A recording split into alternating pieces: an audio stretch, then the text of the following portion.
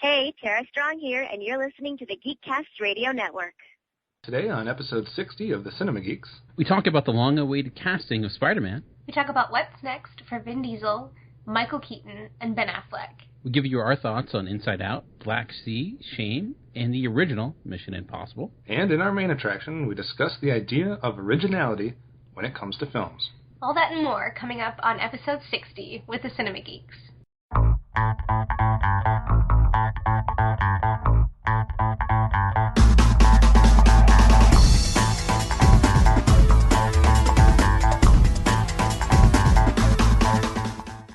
That's right, it's another episode of the Cinema Geeks. I am one of your hosts, Optimus Solo, and with me to my left, literally, is Amanda. Hello. What's up? An energetic what's up. And I don't know what side he's on of me because he's in the interwebs somewhere. But also with us, of course, is Movie Revolt Dan. Hello. Hello. I want to go with upper left. What's my upper left? I hear that sometimes on podcasts where they're like, and to my left, and to my right, or into, and I'm always like, are they really? Left or on the are they Skype just making that up? Yeah. Yeah. I'm like, what is going on? All right, so just real quick as a way of introduction, how's your week been going, Dan? It's decently okay. I've been kind of fighting off a cold. It's been traveling around my Humboldt for the last week or so. So if I start coughing or my voice drops out, I apologize. But hopefully my trusty water will serve me and we'll get through this together. We'll just blame it on Skype and or bad editing on my part. Yeah, I'm all about blaming it on you. So sure. All right, Amanda, how's your week been going? Pretty uneventful. And Dan, maybe if you were drinking something a little harder than water and clear your throat out a little bit, you should just take note and follow suit. They usually get the opposite effect though on me. Like it dries out my throat. Then it's so. Right. Yeah. Just keep drinking. No, that's not the solution. Can't have a dried out throat when there's liquids continually going down. If they're dehydrating liquids. Just get an IV just right down my throat. Ouch. I'm okay with that. I'm not. I don't want that. Sounds terrible. Yeah, my week's been pretty uneventful as well. Just a standard old week, I guess, here in the summer months. Nothing exciting, nothing eventful. I'm carless. And you're not carless. I own no car currently. I'm waiting to get insurance money and to make a decision on what I'm going to do. But in order to get the insurance money, first I have to actually find the title for my car, which I have not needed in the last 15 years that I've owned the car. So I've only moved about 7 times from college apartment to college dorm to college apartment to other apartment to house to back home, etc. And I have no idea where it is in the nonsense. So I guess I have to locate that. Because I found out if you don't have it, that it literally costs you, at least in the great state of Illinois here, approximately about $100 to get a duplicate title. Yeah. Unless you should just make one on PowerPoint. Not PowerPoint. I was going to say Photoshop. Yeah, if I could just make one and pass it off for it would be a lot cheaper. Exactly. I'm sure the technology is out there on some type of website. Sure. Interwebs. On the interwebs. All right, as we do every week, we'll get into the box office first. And before we can look at our predictions for next week, we got to go over what happened last week and what our predictions were. Amanda, your prediction last week, which I gave you a hard time. Well, I didn't give you a hard time. I thought it was a pretty impressive. I thought you were going out on a limb. Your prediction was that Jurassic World would remain at number 1 and that Inside Out would finish at number 2. And it did, like a boss. You nailed it. So Jurassic World was number 1 and Inside Out was number 2. Dan, we both went the same route almost, and that was predicting the amount that Inside Out would do. I said it was going to make over $70 million. You countered that with saying that it was going to beat Toy Story 3's opening, which was 110 or 112. Yeah, maybe a little bit too ambitious there. So and so I conceded that if it did do that I would take the loss. But luckily, I don't have to do that, so it was in between the 70 and what you were hoping for with the 110. Yeah. So, what are you going to do? And it's notable because it's the first Pixar movie not to debut at number 1, so it's breaks a pretty incredible streak. I'm more surprised that Cars 2 debuted at number 1 than Inside Out didn't make number 1. But yeah, yeah, that is surprising. Although we should have made some type of weird whoever was closest, like me with 70 and you with 110, because it's literally right in the middle. It's 20 above me and 20 below you. So if we do Prices Right rules, I would lose that, right? Because I went over. Yeah, you went over. You can't go over for some reason. Going over is worse than going under. I'd never quite got that, but and it also set some other type of record. I believe Inside Out was something about, I'm going to get this wrong, but I believe it was one of the highest openings for a non-franchise or sequel or remake or whatever term they used. It was up in it was either the highest or like the second or third highest ever for a non-franchise film for an opening, something like that.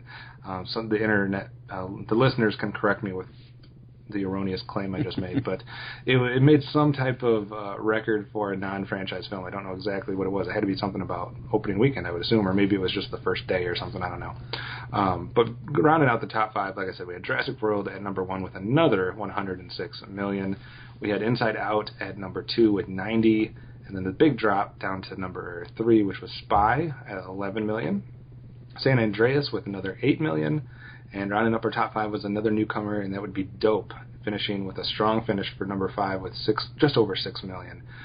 Dan, start with you. Any surprises? Anything stand out about the box office this last weekend for you? No, just besides Inside Out at number 2, everything else is pretty straightforward. Yeah. What about you, Amanda? Anything? No, I think it's basically what I thought it'd be. Yeah, I think I was surprised, like Dan. I thought Inside Out would be number 1, and Jurassic World would be a close second. So, Amanda, you were the knowledgeable one with that, I guess. I'm somewhat surprised that Dope opened that well, but maybe it was. I guess it was in more. It was a wider release than I thought it was going to be, because it was in nearly 2,000 theaters. I didn't realize it was getting quite that wide of a release. And we'll probably look at the year results next week, because we'll have some moving and shaking amongst the top 5 for the actual year, because there will be a new number 1 by the time we talk next week, I believe. Yep. And that might have been someone's prediction that they're now. I know, I didn't want to say that real quick. I was like, maybe I shouldn't say that. But if someone's predicting that, I think it's pretty obvious, Yeah, I'm going to take points away for picking the obvious. Dan, let's start with you. What is your prediction for next week? We have as far as new films, the main 2 are Max and Ted 2, I believe, were the main ones that I saw. But between those and what's already out, what are you predicting for next week? I will maybe steal Amanda's prediction from last week and say Jurassic World still maintains number 1 and beats Ted and Max, and that it stays within, say, $90 million or so, maybe $80 million next week. Don't qualify it too much. Yeah, I know. I'm just saying my prediction is that it's number 1, and that's it. All right. Sounds good. So a third week in a row for Jurassic World at the top for Dan. I'm going to go next because he was somewhat stealing your prediction from last week. I'm going to steal Dan's prediction from 2 weeks ago, and that would be that Cinderella finally does cross 200 million. I know that's kind of cheap since you predicted it a couple weeks ago, but it needs just about the same that it did this last weekend, and it should be able to get it. So would I get like a proactive, since I said it a while ago, that I would just catch you get an assist? Yeah. And I get an asterisk next to mine or something like that that says actually Dan assisted in this point for Kevin. Amanda, what about you? What's your prediction for next week? I'm going to go out on a little bit of a limb, but I'm going to keep Jurassic World at number 1, Ted debut at number 2, to drop Inside Out to number 3. Bring Max up at number 4, and Spy's going to stay at 5 here. You're going to try for the 5 in a row again. I'm going to try it, yeah. So we got Jurassic World, Ted 2, Inside Out, Max, and Spy. Yeah, I'm going to hold it at that. I don't know how close it's going to come, but I have a feeling, and I'm going to go with my feeling. All right, brave prediction from Amanda. All right, up next is the news for this past week in movies, and we will start with something maybe we've reported about this and I've completely forgot about it, but I feel like this is the first time I've heard it, but maybe not. Kojak film moving forward, and the idea here is that there's going to be a film based on the detective TV series Kojak, which starred Telly Savalas, and the new star for the new film would be none other than Vin Diesel. Dan, thumbs up or thumbs down? I never watched Kojak, I'll be honest with you. I don't know if I can take Vin Diesel in a role that's not Fast and Furious, so I'll go with thumbs down. I watched Kojak a tiny bit, not as much as Perry Mason or Columbo or some of those other ones, but I did see it enough, and I just don't... Yes, Vin Diesel's bald, but I don't believe that's enough to say that he's the perfect casting for Telly Savalas. I don't know. I just don't see him having the same type of personality or characteristic that made Kojak what it was, so I am also going to go with a thumbs down. But, Amanda, you going to go 3 for 3, or are you going to buck the trend here? What do you think? Well, I'm not too familiar with Kojak. I've heard of it, but I get it mixed up with Cujo. I was like, Vin Diesel's going to have a dog, it's going to be a killer dog. And then I was reading further. I'm like, oh, okay, wrong. But I can dig it. I mean, just the description of the venture, I feel like is definitely up Vin Diesel's alley, and I can dig it. I'm going to give it thumbs up. All right. Minus the dog, but thumbs up. All right, so 1 thumbs up for the Kojak film, 2 thumbs down. Moving on to the next headline, we have Hugh Jackman's Wolverine to return in X-Men Apocalypse. Dan, thumbs up or thumbs down for Wolverine being present in the next X-Men film as well? If that gets me points, I'm going to go with thumbs up. So definitely, no, I think the X-Men movies are better with Hugh Jackman in them for sure. So, and I'd like to see kind of what happens after the last movie with Wolverine and kind of figuring out how they're going to try to retcon all what happened. So I'll go thumbs up. All right. What about you, Amanda? I'm definitely giving a thumbs up. I know that in the article it said that he might just be popping up as a cameo, something small, but also I'm going to quote the article saying that some Wolverine is better than none at all. I'm totally digging whatever they put in there for the Wolverine character. And it looks like this was a huge F-up by the leather company that was involved in this, because they took it down right away, the announcement. I don't think they were. I don't think when you're contracted by a studio to do something for them that you're probably supposed to go tell anybody about that. I feel like they should have made them sign a gag order then if it was that. I feel like that's the last thing that they get to do for. No one's going to trust them now. You're going to let our secrets out. Yeah. You've been holding it in. Go ahead and blab it out, idiots. I don't know. Is it a surprise that Hugh Jackman's going to be in this film? Not really. Maybe I'm the one living in a box or something, but I guess I never considered the thought that there was going to be an X-Men film where he wasn't involved. I mean, I know he said he was only going to do so many more films or whatever it is, and he was, that character is going to be retired as far as he's concerned, but I just figure every X-Men film is going to have Hugh Jackman in it until they show me otherwise. Well, he was barely in First Class, but when he was in it, it was great. So, right. All right. So I will give it a thumbs up too, just because it seems right, and like Dan said, I'm interested to see exactly how they go about doing all that and explaining some of the things that the other past 2 films have set the stage for. So thumbs up for all 3 of us, unanimous on that one. Next up, I will abstain from voting, I guess, but the headline is An End to Paranormal Activity. So apparently the next Paranormal Activity film will end the series, and that would be the Paranormal Activity, The Ghost Dimension. Sorry, really? Right. I'm going to say, finally, you can stop creeping me the fuck out already. They creep me out. I don't know if the execution's all that great with a ton of the sequels, but I think that they definitely bumped up the horror genre's popularity when they started to come out. I am, obviously I've made it known that I'm not a huge fan of horror, and this is probably my least favorite subgenre of horror films in general. But can I just nominate that title as the dumbest title in the last decade? That's totally redundant. Paranormal Activity, The Ghost Dimension. Like, isn't that the same thing? It's not the same as any of the other ones. No, I'm saying isn't the phrase Paranormal Activity and the phrase Ghost Dimension somewhat? It's 2 different things. They're expanding on that. Paranormal Activity isn't just dealing with ghosts. It can be anything. This is not dealing with just ghosts. It's a fucking demon.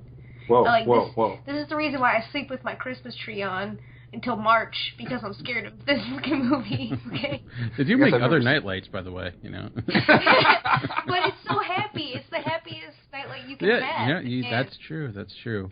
It's way more than the nightlight. It's like a room light. Yeah. I'll go thumbs up. I liked the first one enough. I actually really liked the third one, and the second one's kind of. But it's run its course. But I'm going thumbs down because I don't think it's the end, because they said it like it's the end for Friday the 13th, and they've just they've made those since. So no horror film franchise ever dies for long. My favorite title ever for a franchise that was claiming to be done was The Final Destination. And then there was another one. Then there was the next one. Those creep me out too. The first one, maybe the second one too. I like the first one, and I don't remember ever seeing any of the other ones. I think I saw parts of like number 17, and it was just weird. I mean, they have like great kills, and now I can't, every time I drive by like one of those trucks with all the logs in it, I just think of that movie. Oh Jesus! Yeah, me too. Yeah. That movie's good for what it is. The first one, at least. I'd have to somehow watch all the other ones, I guess. I was sitting in the bathtub yesterday, looking up at. Is this rated G? It is. All looking up at the faucet, and it's one of those detachable shower heads, but where the piping is that goes into the wall to the head. I was just like thinking of that scene in Final Destination where the guy like hangs himself and he's slipping around in the bathtub. I'm replacing this. I don't like this situation. I want a different shower head in here. Did you turn the Christmas tree off? It's not up anymore, folks. I'm not. Don't judge. All right. Next one, we're not going to give thumbs up or thumbs down because it's a little bit more serious. Last week we reported on a loss in the film community from Christopher Lee. This week we have another loss, and that would be from the likes of James Horner, composer.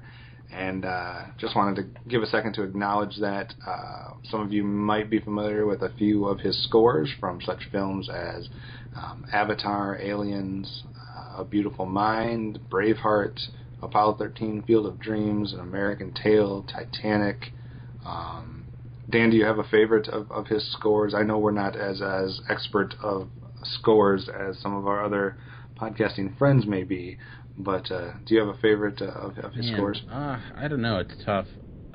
I do really like Apollo 13. Even his Braveheart score is quite good, too. He even has like good scores for like bad movies, like the score for Wet Red Heat. That's actually a decent for a movie that's really awful. I don't know. I guess I would probably say my favorite score is probably his Braveheart score. Amanda?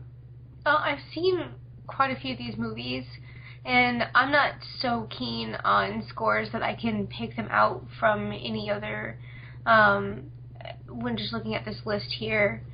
So I couldn't tell you which was my favorite, but I think that these are some pretty epic movies, and they would have to have a pretty epic score to be attached to it. Ooh, I forgot he did Apocalypto. That's also quite a good one as well.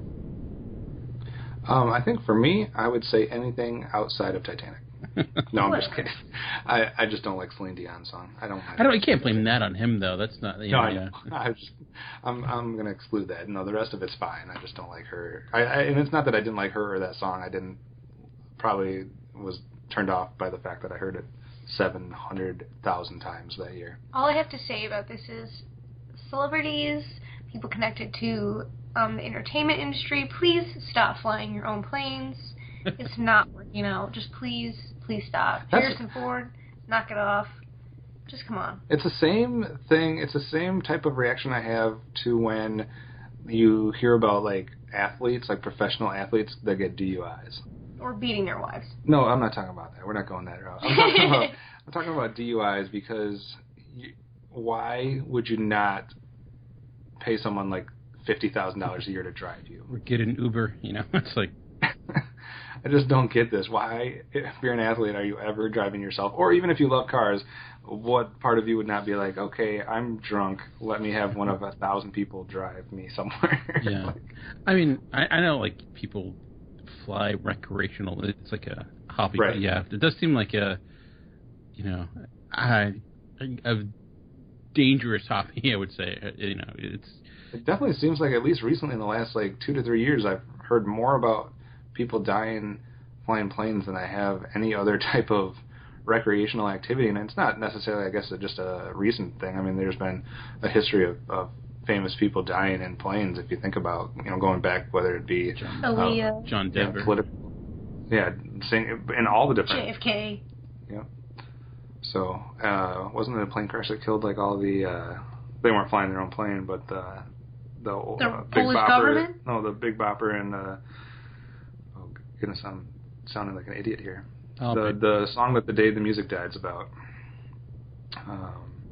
There was like 3 of them that were in the plane that time. I can't remember all the names. The people who sing Sweet Home Alabama? Yeah. Yep. So. Is that Creedence? No, they're not dead. So anyways, before we sound any more that we don't know what's going on in the world of music and other things, let's get back to movies. But yeah, James Horner passing, definitely sad, and I know there's been a lot of tributes and a lot of different things out there, so just wanted to make sure we at least mention that for a little bit. Getting into the next news article, here's the headline: Michael Keaton to star in comic adaptation Imagine Agents. Dan, thumbs up or thumbs down for anything involved with this project? Michael Keaton taking this on as his next thing, or anything revolving around that? Geez, I don't know anything really about it besides what you just said, like what the property entails or anything like that. But I'm interested in seeing what Keaton has to do next, so I'll go with thumbs up. And the synopsis of this comic book story is that it takes place in a world where everybody's imaginary friend is actually real, and so they have they need these agents to police all these imaginary friends, and that's where you get the Imagine Agents from. Amanda, thumbs up or thumbs down? I'm gonna give it a big thumbs up. I actually wrote that down, which you just read there, and all I said was yes. And then also it says Men in Black meets Roger Rabbit, and I'm all about that. That just sounds like my cup of tea. That was the best part of the article, I think, that I read. The only thing that would sway me. But everything I now want to hear Men in Black, I think of like R.I.P.D., which tried to do Men in Black and was so awful. So hopefully it's not that. Yeah, that is for sure. Go ahead. 23 years later, coming back to the comic book realm for Michael Keaton, I think he made a good choice. Let's see if he can live up to it. I loved him as Batman. I thought he was a great Batman. Agreed. Is it ironic that he would do this right after Birdman, though? No. I think he dipped his toe back in with that and just, decided to jump in then. I don't know. I'm somewhat intrigued by the idea of everybody's imaginary friend becoming real. And then I guess the police agents that would be trying to keep that in line, that's where they're getting the Men in Black part thing. Would Bing Bong from Inside Out get locked up? No, because this is cotton candy self. I don't know. I guess it could He's be an anything. imaginary friend. Yeah, I guess it wouldn't necessarily have to be people. It could be all kinds of different fantastical creatures and animals and weird conglomerates. Conglomerates? Yeah, I don't know what that meant really there. McDonald's and Taco Bell. Yeah. But I don't know. I'm going to give this one a thumbs up, mild thumbs up, because I would like to see a little bit more, and I know nothing about the property, so a mild/ignorant thumbs up from me. And we finally, Dan, we can stop hearing rumors about who the next Spider-Man's going to be. So that is probably a thumbs up in and of itself, right? Definitely. So Tom Holland is the new Spider-Man. Dan, thumbs up or thumbs down? Jeez, it's hard to really say because I know not like Tom Holland. I'm not really familiar with him at all. Who does know? Yeah. I mean, I looked at this kid. I was like, "Who is this?" I thumbs up in the sense I know the person that was kind of in the running was Asa Butterfield. I think thumbs up that they didn't go with him. I don't, not that he's a bad actor. I just did not see him as Spider-Man. But I'm more thumbs down on who they're getting to direct, and I'm trying to find his name. But this guy who John Watts. Yes, and he's only done one movie so far, and I haven't seen it, so I'm not saying he's a good or bad director. But this trend of like getting an indie director who's done one movie to do a summer blockbuster, I think has been not the greatest trend in the world. And we've like look at something like Godzilla last year, or we've seen some. It feels like it's just he's put there, and then the movie studio just runs over the director and does whatever they want. So my fear is that will happen again. So that's why I would go thumbs down on the director choice. He did the film Clown, which is a movie I quite like, actually. Okay, and then he was behind this year's Sundance film called Cop Car, which we talked about very briefly, I think, from a trailer a few weeks back. But, yeah, not much to judge on this guy, but I'm with you. I don't understand. I don't like the idea of them just putting somebody there and then basically them calling the shots and whatnot, and I think that's what a lot of the major directors have had problems with, and why we've seen a lot of them exit certain projects that are related to, whether it be Marvel or Fox or whoever was in charge of whichever blockbuster or superhero film. So I don't like that trend. I'd like them to let the directors direct and show their artistry. But so I'm with you, a thumbs down on that, but I can't give a thumbs up or down on the actual casting of Tom Holland, other than a thumbs up that I don't have to hear any more speculation about it. Amanda, did you give an actual thumbs up or thumbs down? I know you commented. No, I'm definitely in the same boat you guys are. I don't know who the fuck this kid is. I don't really give a shit. As far as John Watts to direct, I don't know. I don't know what his work is like, so I can't give an intellectual insight into that. So I'm gonna go a thumb sideways because I don't know. The classic thumb sideways. All right, next headline is about the casting for Bourne 5. We already knew that Julia Stiles was going to be returning to the franchise. That was announced slightly prior to this article, but now Alicia Vikander is also going to be involved with the next Bourne film. As a side note, because she is going to be involved in Bourne 5, we will not see Vikander in Assassin's Creed like she was originally planning to do. So she has chosen the Bourne film over Assassin's Creed. I guess maybe a thumbs up or thumbs down on that decision, Dan, for her to leave Assassin's Creed and sign on with the next Bourne film. Jeez, I have a feeling that Assassin's Creed movie will never get made, or it's one that's been I feel like it's never moving forward ever. But so I go thumbs up on that end. I love the Bourne trilogy. I really don't want them to make another one, just because it's like you don't need to. It's like it ended so perfectly. So, but maybe it'll be good. So we'll see. I don't know much about her. I can't really think of anything I've seen her in. She certainly has a name that sounds like it would be great for a Bourne film or a Bond film. So I'm sure it'll be fine. That's the girl from. Am I getting it confused, or is that the girl from Ex Machina? Trying to think right now. I haven't seen her in much either, so I can't necessarily say that it adds any interest or takes away any interest for me for the Bourne film. I guess if they're going to have to do a Bourne film, I guess it's cool that Matt Damon's going to be in it. But I'm with you. I think that series was one that should have just stopped after 3. It was fine that they had a sequel and they had a second and a third film, but you're right, that's where that one probably should have stopped. So, getting into what's next for Dwayne "The Rock" Johnson, will fight monsters in an adaptation of a film called Rampage, it's an arcade game. Which, if the film is going to be called Rampage, if you let me finish, which might be familiar to some of you because it's based on an old arcade game. Stealing my thunder. So taking on earthquakes and that type of stuff is not up in the ante enough. So he's got to get it even more giant. And here's for those of you that weren't alive in the arcade game days. I know they still exist, but not really. This is an 80s arcade game called Rampage, and this is how this really worked here. You would be fighting giant monsters that were laying waste to 3 major U.S. cities, and in the game, those monsters included a lizard, a gorilla, and a wolf. So that's the premise that this movie is going off, based on a game where you have somebody fighting a giant lizard, a giant gorilla, and a giant wolf that are rampaging 3 different major cities. It's not Razor and Tokar? No. I think you weren't fighting them. You were them. Like, the point was, just destroy buildings. It was, the entire point of the game. I had never played that one. I played a lot of 80s games, but Rampage was not one of them. So that's what you played, but in this film, he's going to be playing someone, I assume, that's going to be trying to stop that from happening. Has The Rock just gotten to be such the physical specimen that the only thing that can appear on screen next to him are gigantic monsters? Is that what we've... Yeah. Because they tried the whole The Rock fighting Vin Diesel thing in a certain film, and people started to realize that that's just not believable. Anybody actually beating The Rock in something like this. So got to up the ante. Dan, what do you think about the concept behind this one?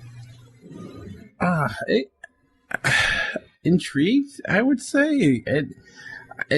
If they do it like tongue in cheek, maybe more like say thinking something like Pacific Rim, and it could be kind of funny, like maybe like that in Pixels and like some sort of like middle ground within that sensibility. I don't know how it's going to work exactly. But hey, there's been crazier things, and the Rock can make almost anything at least watchable. So that's the benefit of that, sure. I guess. Amanda, what do you think about this whole concept? I don't think I played the 80s version of the arcade game, but I think it was also for like PlayStation 1 back in the day, and I think I played it then. And my notes say 80s arcade game movie with The Rock. Hell yeah. So I'm trying to figure out why on the article there's a picture of The Rock with 2 tarantulas on his shoulder. I was thinking about that too. So hard he is. Look at that face. I can't even see his eyes. I got to give a thumbs down to whoever is giving The Rock advice on what movies to take. Like, everybody loves you, Rock. We're on first name basis like that. I can call him Rock. Call him Dwayne? Rock. No, like his real name, The Rock. His real name? But I don't know. Is it a slave name? Like, we all love him, and we all like movies that like his appearances in movies. But isn't it time that someone give him an actual good movie to be in so that he can just, I don't know. He's at least doing Ballers right now on HBO, which is like, at least it's somewhat serious. It's not like. Is that similar to like Arliss or something? I've never seen Arliss. I'd say it's more similar to Entourage, but the sports version of that. It's only been an episode, but it's certainly more of a dramatic take. It still has a lot of comedy to it and stuff like that, but it's at least he's stretching out the acting muscle a little bit. He's The Rock. He can do whatever he wants to. I'm not going to fight him. Literally. He's all acting muscles.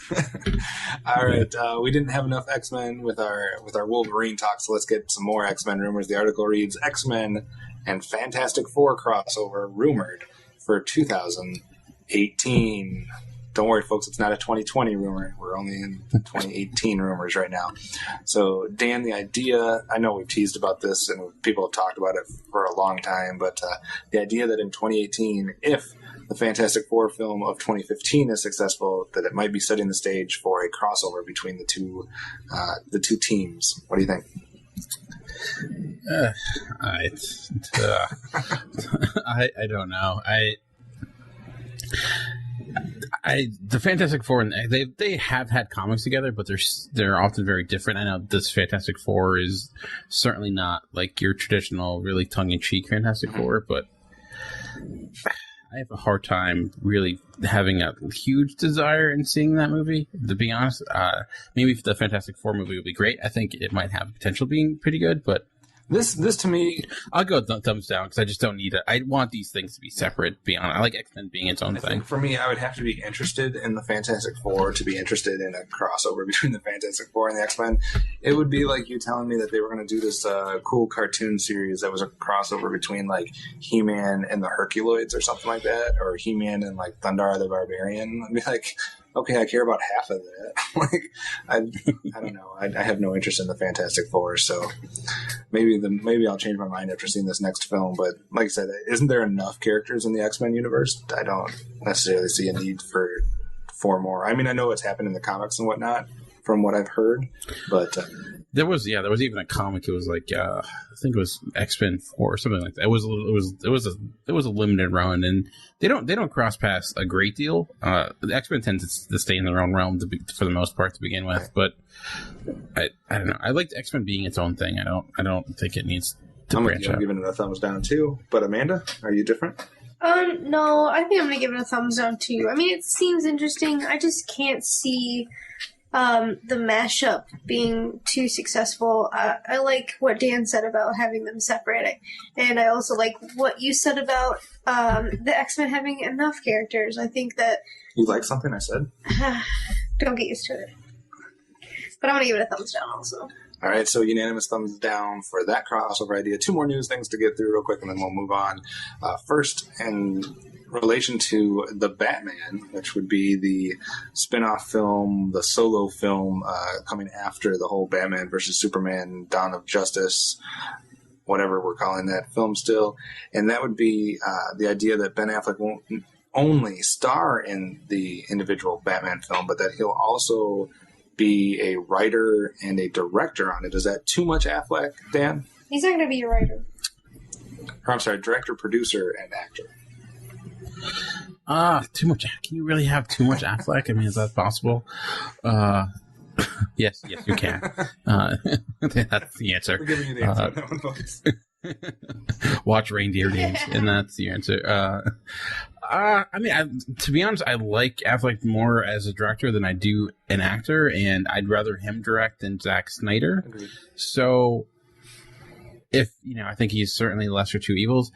I don't him in like a superhero action film though. I mean, that's not like anything he's directed previously though. So who knows? But I do think sometimes when you have just one voice, it can be a bad thing. But considering that you have DC on one side, I'm sure that they'll have plenty of input. But I think considering other options and other directors they've gotten, I think Ben Affleck is by far the best one that DC has going for them, so why not use him? It would kind of go against what we were saying before. It doesn't seem like the type of person you'd have direct something if you were wanting if DC or the studio was wanting to call all the shots.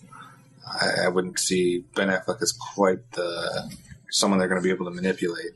But agreed. Like he certainly will. I mean, I think, in all honesty, right now they maybe need him more than he needs them. So, which is weird to say for Batman, but I think right. Well, we're saying it, but I think they have. Yeah, all the negative publicity that's been going. I feel like DC's on uphill battle. So yeah, I agree with you as well. Amanda, what do you think? I'm giving it a thumbs up. What about you? I think I might want to see some more of what he has directed before I can make a decision. I didn't see The Town. What else has he? Gone Baby Gone, Argo. Nope, I haven't seen any of those. So I don't know if I can give it I'm gonna give it a thumbs up just because I feel like if he's done those films that he should be able to be at a caliber now that he should be able to handle. On a side note, 3 films have been added to the must-watch list at the household here. All right. Getting into one, we're not going to talk about Shia LaBeouf. Sorry, guys, but you can go to the website and click on the link to see about his most recent news headline about him getting injured on set. But he got 20 stitches and 13 staples. I don't care. Anyway. I know we talked a lot about the Academy Awards last year and the speculation or the rumors about possibly changing and going back to the 5-picture field for the best pictures. Just letting everybody know the whatever they call it, the governing body of the Academy Awards. I can't remember the specific name. Meets every year and goes over all the rules. They just met and the press release came out. I think they're called Old White Men. I think is their official name. White Men is definitely the requirement to be in that group as well. It's like 70% of that. Isn't it 70% or 60% of the Academy is over the age of 50? I think I think it might be even higher than that. Something honestly, ridiculous. But they've met and they put the press release out. There is some changes and things involving some of the other awards, but there is no change for the best picture, so it will remain intact, where it can be anything from whatever it is, 5 to 10 films. I don't know if there's a minimum. I think it has to be at least 5. At least 5. Yeah, so it stays intact for this next year, so no changes for anybody in that field. All right, getting into some trailer talk. Not a bunch of trailers released here. Quite a few of them were just a second trailer or an international trailer or something like that, but you each have an option to yay or nay one of them. We will start with you, Amanda. Is there a trailer that you'd like to yay or nay? I'm going to go with the most obvious, Kung Fu Panda 3. For those of you that listen to our top 10 animated films, that should not surprise you. What do you like best about that trailer? The pandas.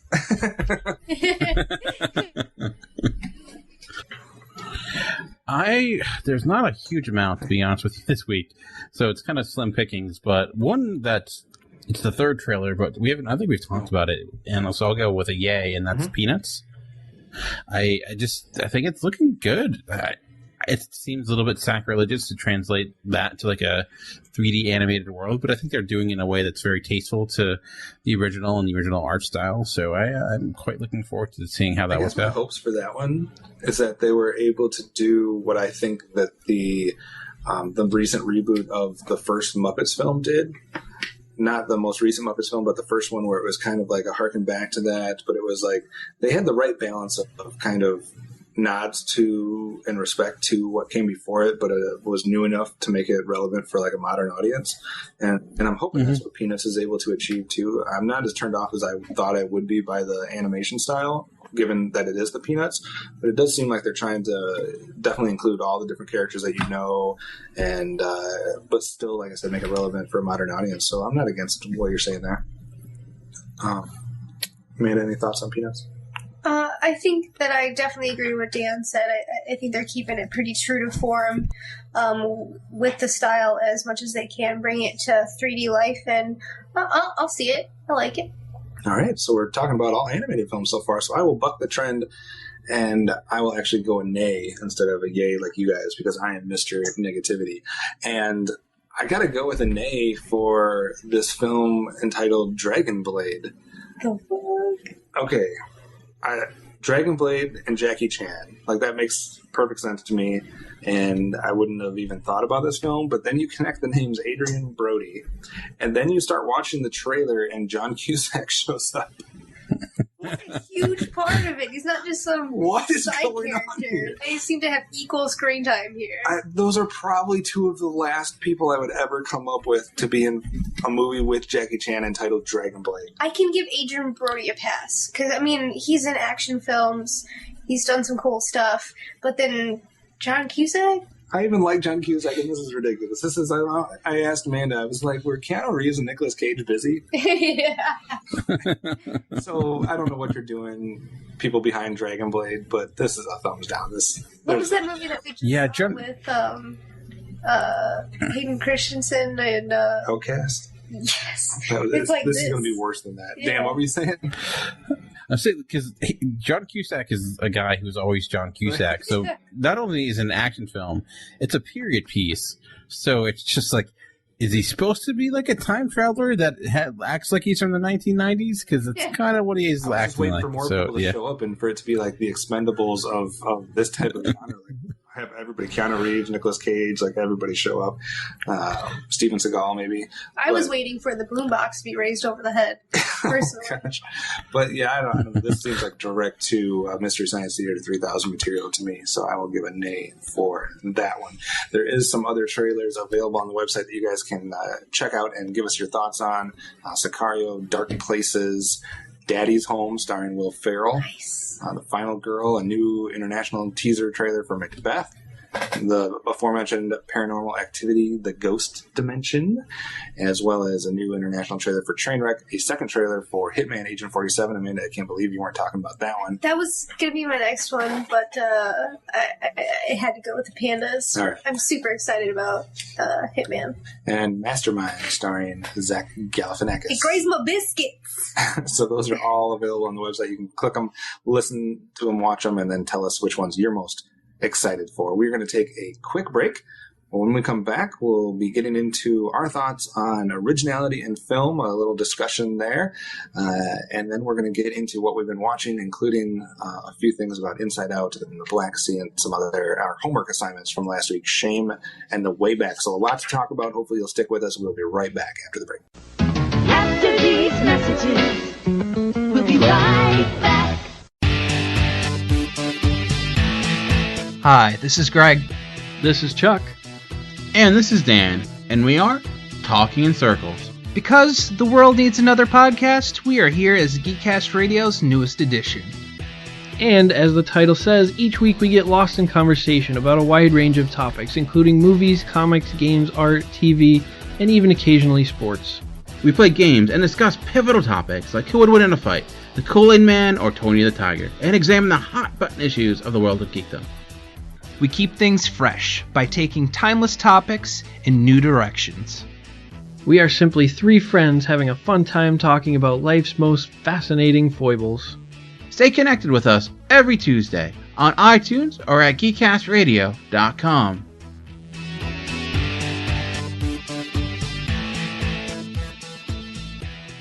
Hey guys, it's Optimus Solo and Hard Candy Mandy. we just wanted to let you guys know about another podcast out there that we both think you would all enjoy. It's one of both of our favorite shows to listen to, and it's none other than the True Bromance Podcast. True Bromance is a movie podcast hosted by longtime friends Hyro and Barry, and if you like to smile, laugh, and just be genuinely entertained while listening to movie talk, then this is definitely the right show for you. Each week, the guys break down a recently released movie, and not only do they tie in the movie that week to the beers that they are drinking during the show, but they also tie it into a real fun top and bottom 5 list associated with that movie.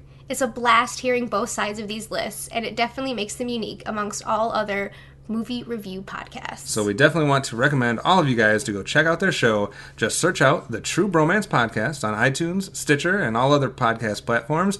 And if you listen via iTunes, do us a favor and leave them a 5-star review. And don't forget to let them know that the Cinema Geeks sent you.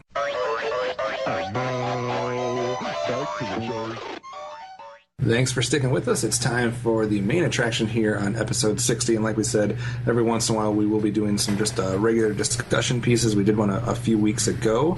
And we wanted to do another one of those because it's been something that's somewhat grinding my gears, to steal that phrase.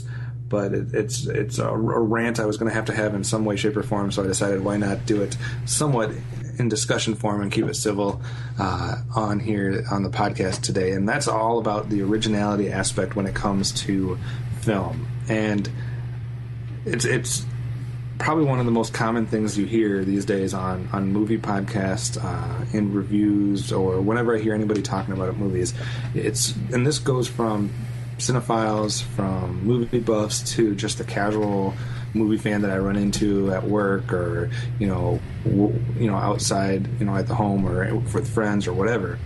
And especially these days with the culture that we have, especially with the Marvel and DC and all the different YA movies, and you have your Star Wars and Star Trek and Planet of the Apes, and every franchise that's getting rebooted or getting sequels or getting another film added on to the franchise list, is this idea that originality is treasured, is something that we yearn for as far as when movies come out. And a lot of people are tired of seeing the same stuff, or seeing the same idea that everything has to be based on a 90s or 80s or 70s property, etc.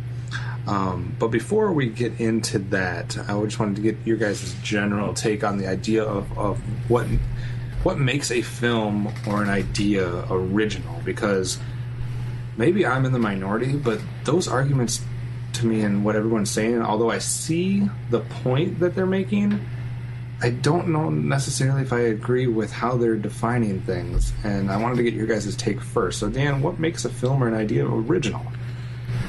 Well, I think kind of just to backtrack a little bit with that question, I think originality is the hard thing about it, or the definition of it, I think it more says something about the viewer than it does the person who's making the product. Because, something original for me, good point, may not be original for someone else because they're aware of something else that I'm not of. Like, I think this movie, wow, I never saw this story before, but they're like, well, in the Twilight Zone season 3, episode 4, this is exact. It's one of those things where someone could tie it to something else. Maybe they're not related at all, but it's like you always see those articles where it's like the Terminator actually copies this idea from this one small. There's a lot of ways where people tend to claim that something is unoriginal because it's copying something else, but it could be two separate things. So I think that often, or something for me, I'm like, I'm watching this movie and I think I've seen this, wow, this is really original idea. Like, we'll get the Mission Impossible, for example. One of its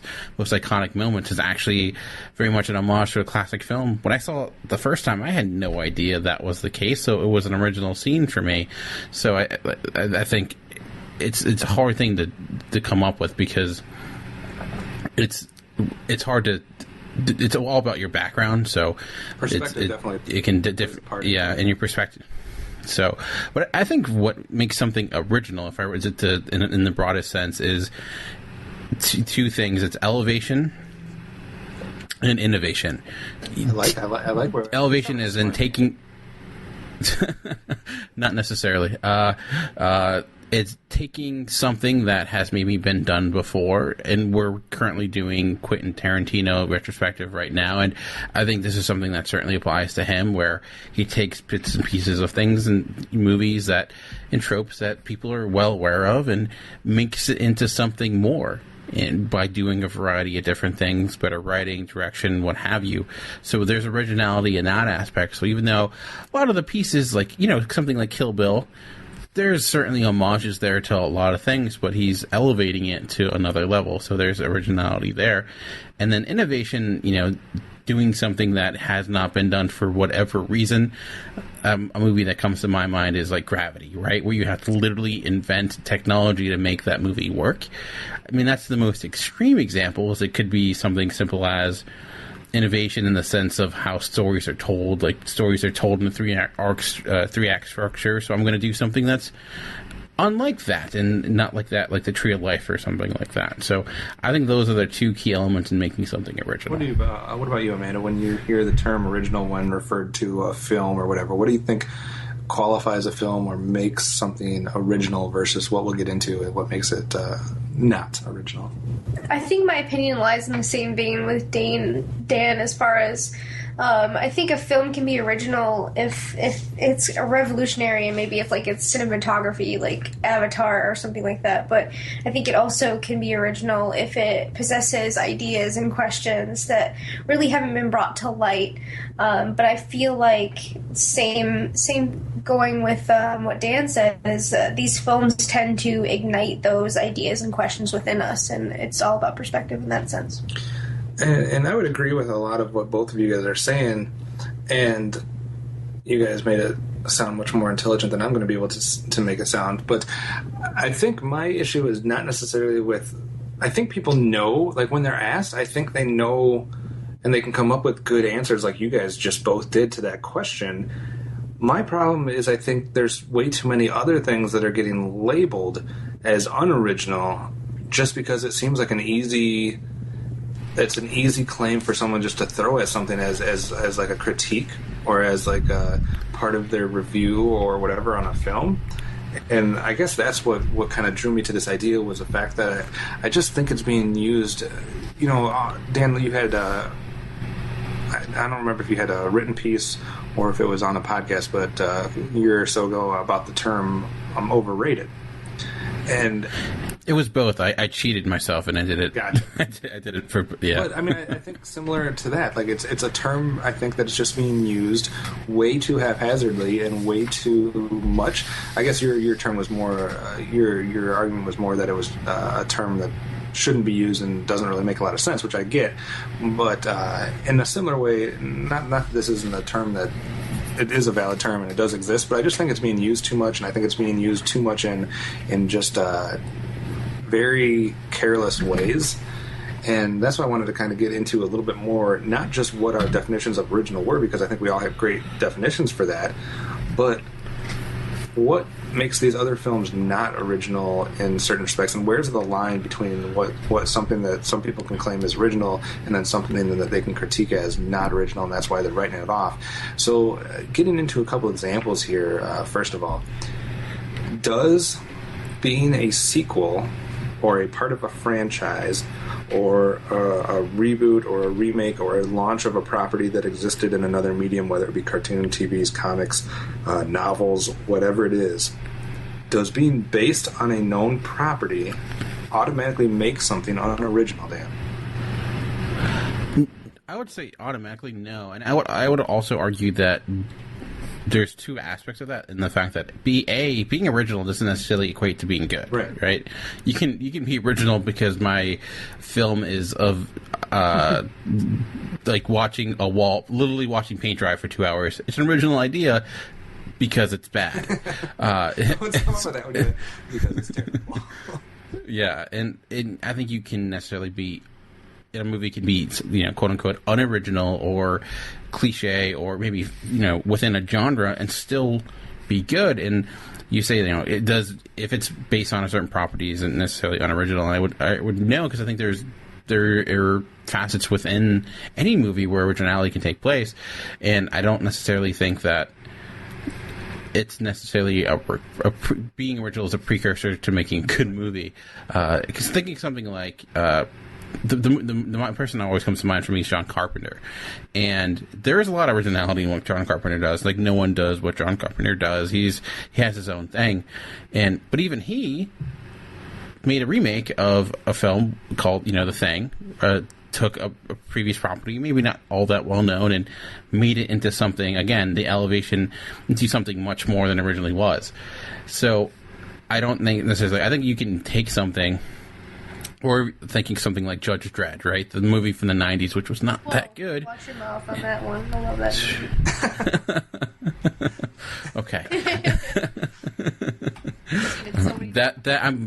That movie from the 90s that was an all-star classic starring Rob Schneider and Sylvester Stallone, and you make it into the Dredd of a few years ago, which was, again, based on the same property but very vastly different. So I don't necessarily think where you start a movie is any type of indication of where or what type of quality your film is going to be. And I think, sorry, I'll let you give your thoughts on that in a second, but it made me think of one thing there with what he's saying, and kind of going on somewhat of a separate line here of thought, but do we, when it comes to the term original, do we have a different definition and a different scheme in our head when it comes to films that we don't necessarily introduce or put into action when we're thinking about other things? Because I'm thinking about comics, and I'm not a good person to talk about comics, but if you think about that, there are comic series based on a certain character, and whether it be like, let's say, X-Men or something like that, I don't know, or Captain America or whoever, that exist, but those stories evolve over time. So you don't pick up a new comic or a new series and say, oh, this is unoriginal, just because it's kind of a reboot of a comic book series that's already happened in the past, because you could have new ideas, you could have some crazy, unique, original idea within that story. Like, I'm sure at some point, think about the movie that we're going to get soon with, like, Captain America Civil War. I'm sure at some point that was something that was new and unique in that comic, in the history of that comic book, of those characters within the comic book world, that would have been a new, original, unique story, regardless of if it had characters that had appeared for years or decades or whatever. I mean, someone out there is going to yell at me for my comic book knowledge, Dan, but I mean, do you kind of understand what I'm saying with that? Yeah, I would say, like, kind of along those lines too, when it comes to originality, is that it's a tight rope to walk, because you can claim and desire originality when it comes to, like, okay, I mean, like something like our Marvel movie, it's like, I want something original, but you also have that demand from fans to also stay true to the lore that it's coming from.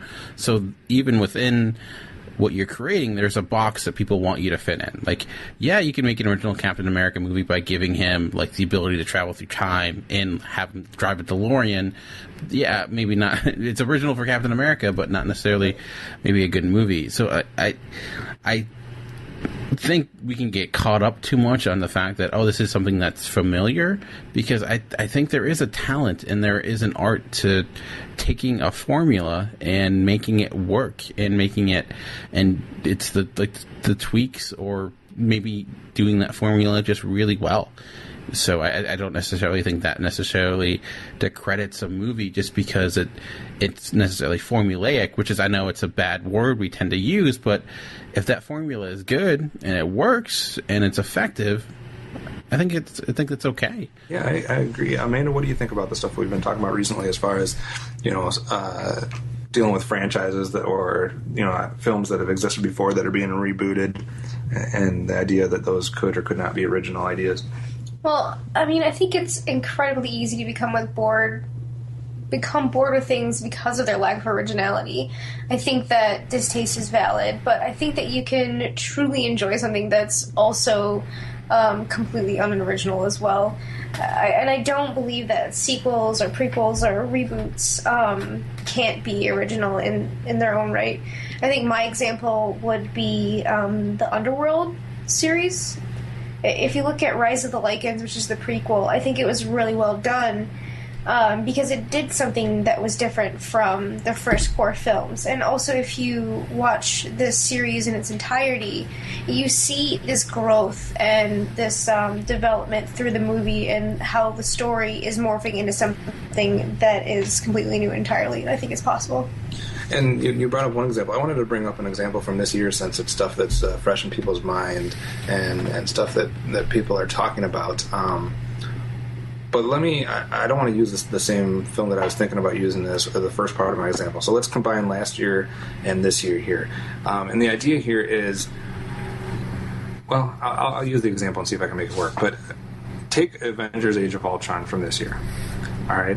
I heard on at least 2 to 3 different podcasts or written reviews, people slamming Avengers Age of Ultron as just another cookie cutter Marvel film, and it's not original, and it's just the same old film over and over and over again.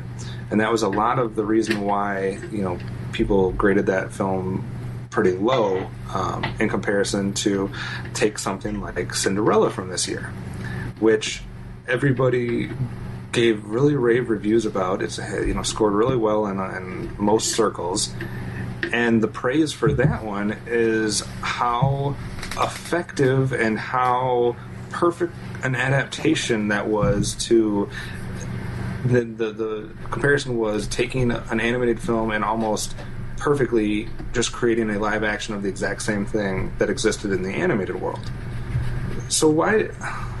I don't necessarily understand that, because one of them, and I'm not necessarily dissing on Cinderella because I do think it was a very effective film, but why is that one given a pass when it's almost a carbon copy, just a live action version of an animated film that exists, and then anything that Marvel does recently, from those that want to gripe about it, is just the same old comic book superhero film? Well, to use the example of Age of Ultron, I think that might not be part of the problem. Might not be the most perfect example. I admit that. Yeah, I think why you would necessarily give. Which I'll honestly, as a fan of comics, as a fan of Marvel, a fan of Avengers, and someone I think I did overall enjoy Avengers: Age of Ultron. But I think I would agree with the sense that Age of Ultron was unoriginal in the sense that, with that key of elevation, it didn't, I think, up the ante in a way that the previous Marvel films have, and I think give us. What about I'm trying to think of another film. Let me think of for example, Captain America: Winter Soldier for last year. What I think that did, it became original. Again, it's a comic book movie. It's a hero story. A lot of a framework that's familiar, but what made it original, I would say, is that it became a spy thriller in a comic book world. So meshing kind of 2 genres into one. So making again something original out of something unoriginal. Guardians of the Galaxy, for example, within that Marvel formula, has a lot of the same parts you expect from Marvel, but a lot of different tweaks, a lot of different personality to it. Certainly, I think a little bit more original characters, and certainly a world that was unique to Marvel, like almost Star Wars like. So try to kind of combine it too. I think it is a good question, why is Cinderella? And I think it's just simply volume, honestly. I think it's a volume question and expectations. Cinderella is going to be compared to things like Alice in Wonderland, Maleficent, Mirror Mirror, those type of movies. And when you have those films that maybe aren't as good, or aren't as viewed as quite as good, or the biggest criticism for them is it's nothing like what the source material, then when you get something that is like the source material, maybe that's what's causing people to like that one more, or it feels like it's more aligned with expectations maybe. But I think the key there is just volume, honestly, and in comparison, that Cinderella is a better movie than maybe other live action. And the other Disney, argument I could understand is if people had used the argument, if they had gone down the route of execution, if they were just saying, yes, they're both based on things, but Cinderella was executed better, and it had this element, and this element that worked better for it. But my problem was it was too much of it went to the aspect with these other films of originality, and they were being trashed as not being original and not necessarily being written off or getting points taken off for execution or different elements along it. And I just think it's too easy just to say, I'm tired of the same old thing, because in all honesty, everything's the same old thing except for in what you're saying when we have certain things that elevate or innovate something to make it stand out. But if you take away that, everything's this. I mean, there's only, the old argument, I can't remember what it is. Is it 2, 3, 4? How many, like... I think there's 19 different types of, I forget, stories per se, like plot devices or something like that. Come from those core stories, and everything develops from there with just different, different settings, different things like that. And I think it is the key to, and I think it's lazy criticism. Honestly, like you were saying, I think it's like, it's unoriginal. Which unoriginalness is criticism if it's someone saying that another movie somewhat like just ripped off scene for scene, or is basically the complete film just in a, you know what I mean? Like I get that argument as more of a legit criticism, but just to say it's another Marvel film. It's like something like you see that where people think of like Hunger Games, right? And it's like people like, I just took the idea from Battle Royale, and like that's just the same idea. It's an unoriginal idea, and I think there's similarities there, but I think just saying it's unoriginal it's I think again lazy, and I think there's a beyond. It's not like Battle Royale came out with that idea. There's movies that probably came up with it beforehand or what have you. Compared So to like what I think say with like the Fast and Furious and Point Break. Exactly, and I think it's okay to, again, it's about execution. It's the example that I always think of is, it's a TV example, but it's the Last Week Tonight with John Oliver. I think it's easy to look at that TV show and say it's just the Daily Show with a different person up front, but there's in a lot of ways, there's a lot of similarities for sure. It's the format's very, very much the same. There's aspects that are certainly carried over, but it's like the minutia of it and just how they do things just a little differently, and just so I think it's in a lot of ways taking something that's familiar and making something again that's new and maybe even fresh, even though it's very much like something that came before. So I think it's, again, and I don't think, going back, I'm repeating myself, but going back, I don't think being original is necessarily a good thing or a bad thing, because honestly, I listen to a lot of movie podcasts. Very few movie podcasts are original, myself included. I mean, it's the same type of thing. Like, how many movie podcasts review a movie and do a list afterwards? A lot do that, which is fine. It's not a bad thing. It's what's in between that, and how that's done that really matters. So, I think originality is something that it's very easy to require it from other things that aren't yourself. You know what I mean? It's easy to say, like, I want these things to be original, but myself, I think it's okay if I'm unoriginal, and I kind of, if I don't maybe live up to the requirement I'm giving out to other things. And that's what seems weird about it, because it seems like it's more stressed in the world of film than anywhere else. And maybe that's just because that's where I have the most, interaction with these days. But it's like, you're never going to have, I don't know, I can never picture myself, like, when it came to cartoons, being like, oh, it's just another one of those boys action cartoons. Like, no, like, I liked a lot of those. I don't care if they were all similar in the style of what they were basically doing. Like, they could still be entertaining based on the characters or, whatever they were doing. Like you said, or like we were bringing up before, comic books. A lot of those are the same storyline or the same characters over decades and decades of time. Nobody's complaining about the latest, whatever it is, saying, "Oh, we've."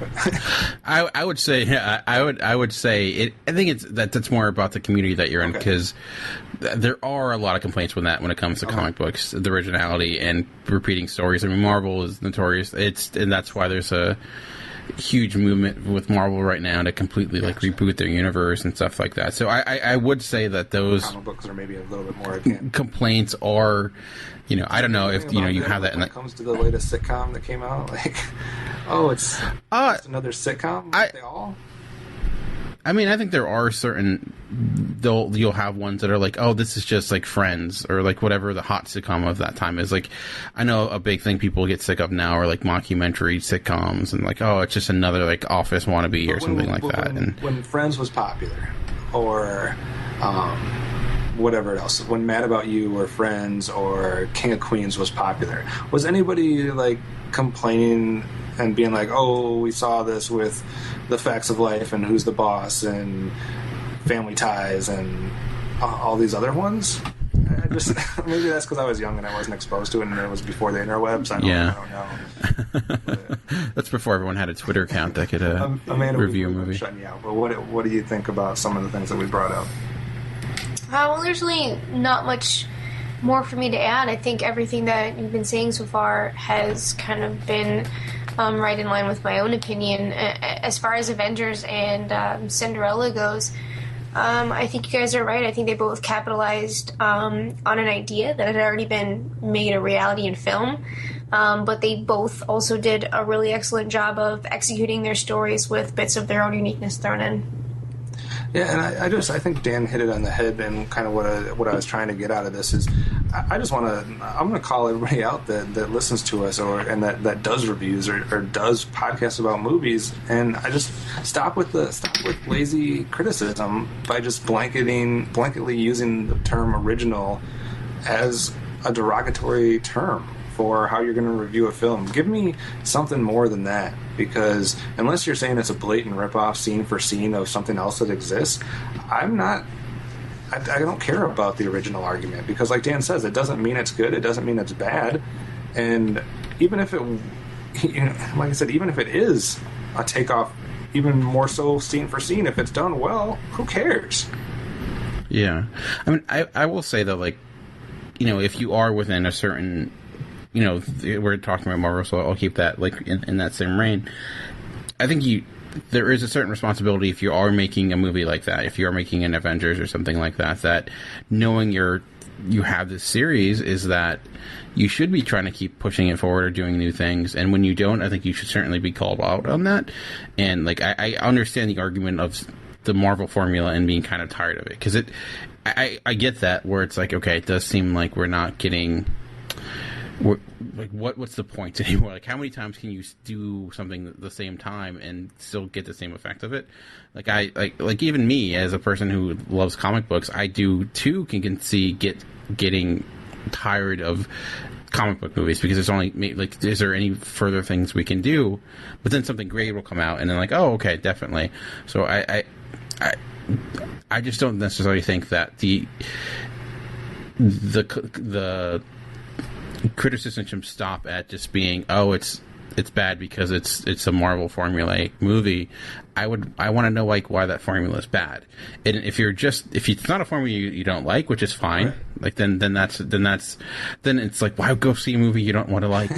you're not going to like in the begin with. But you have to, I think, look at a formula that's worked, been successful, been overall, positive reaction, has built a franchise, and also I think look at that and think, okay, I can understand why they're not necessarily breaking completely from the trend that they've created and staying within, their own framework and their own type of filmmaking. So, like, I think it's hard because, yeah, you want to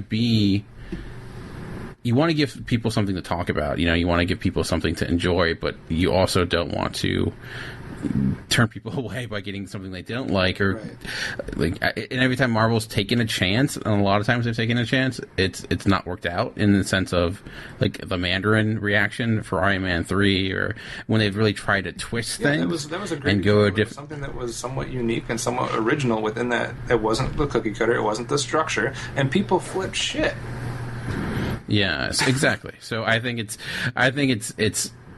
like, again, I love the twist for Iron Man 3.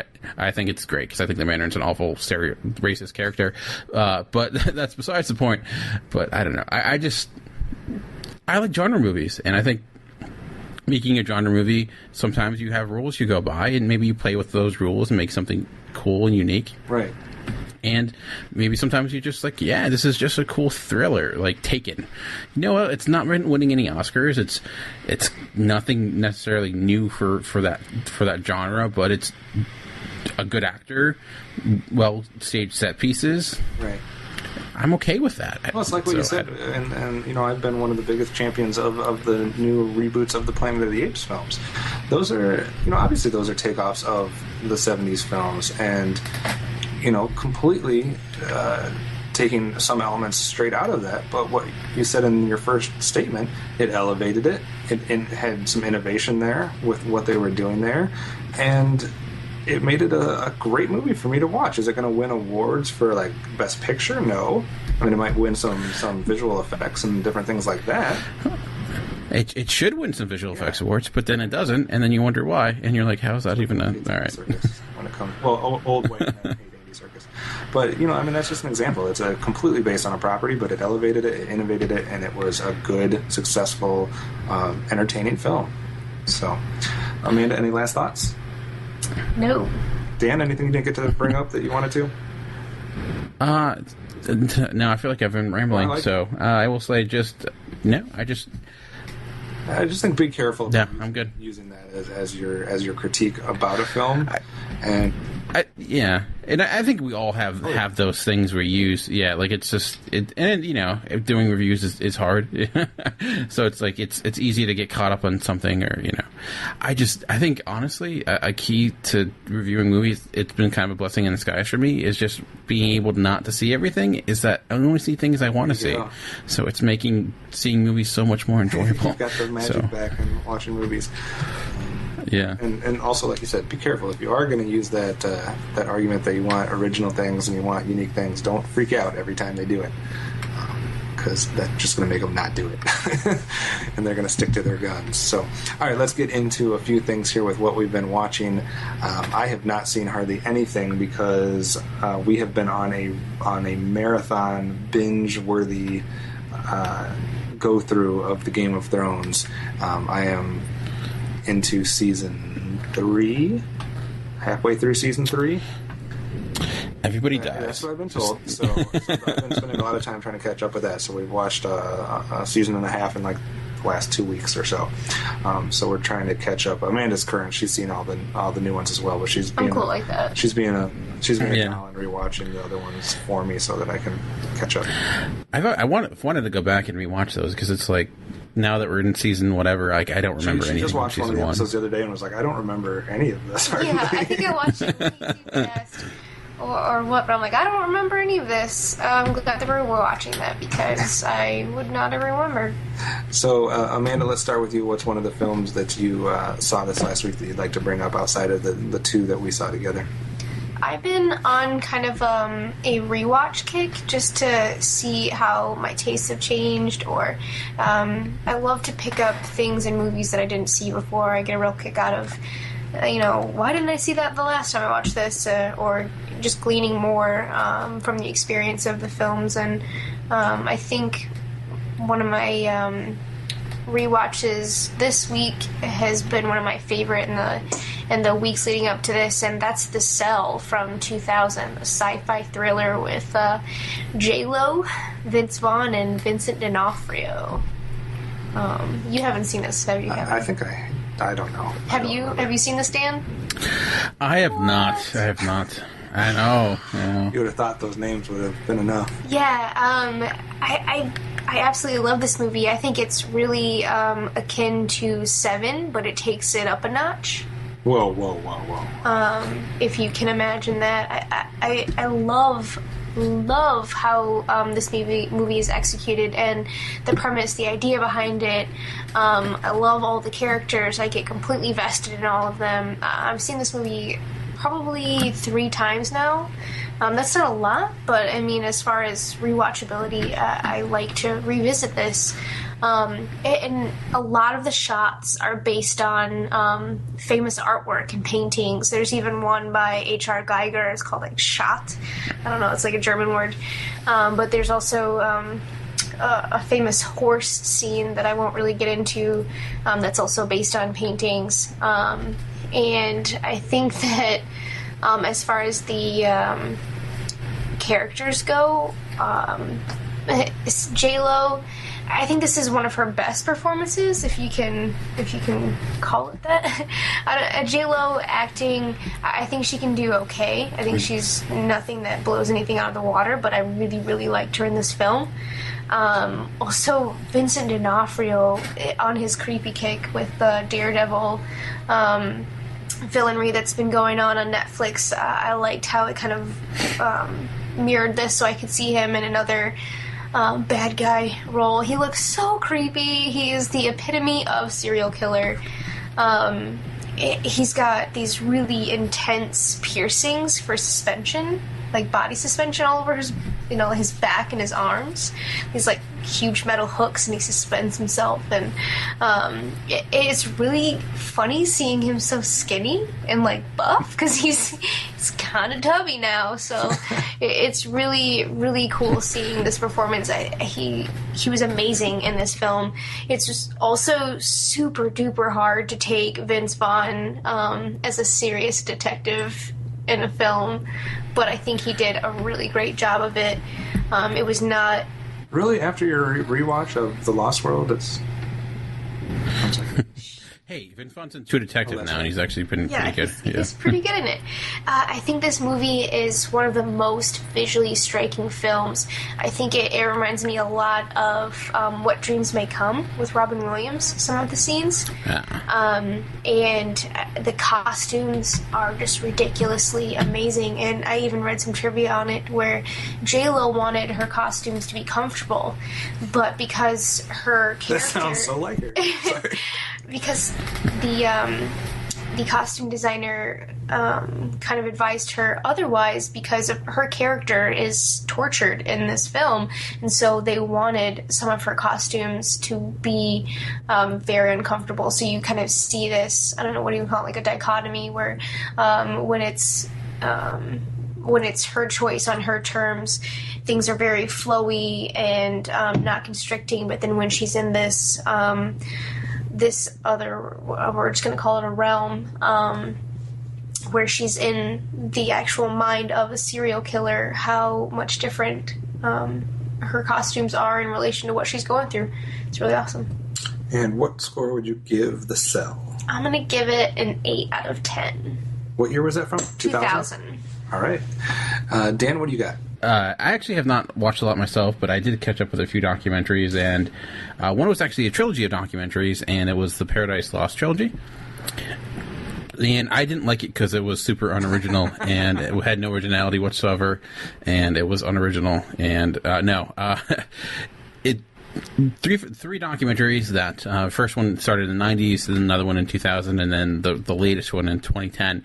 And I think the bad thing about the Paradise Lost trilogy, watching the first one, is knowing two more are to come, because it centers on the West Memphis 3, and it's around this court case where kids were brutally murdered, and 3 teenagers were charged with the murder, and there's a lot of belief that they were charged not based upon evidence, but because they were different. They wore black t-shirts, they listened to heavy metal, and that's in this smaller town, so they thought they just they did it because of that. So there was this documentary, the first one is just about that court case, and it is this intense, because on one hand you have these 3 families who have kids who were brutally murdered, and you have their story, and then you have these kids who are going to trial for it, and are they innocent, are they guilty? And I think what's great about the documentary,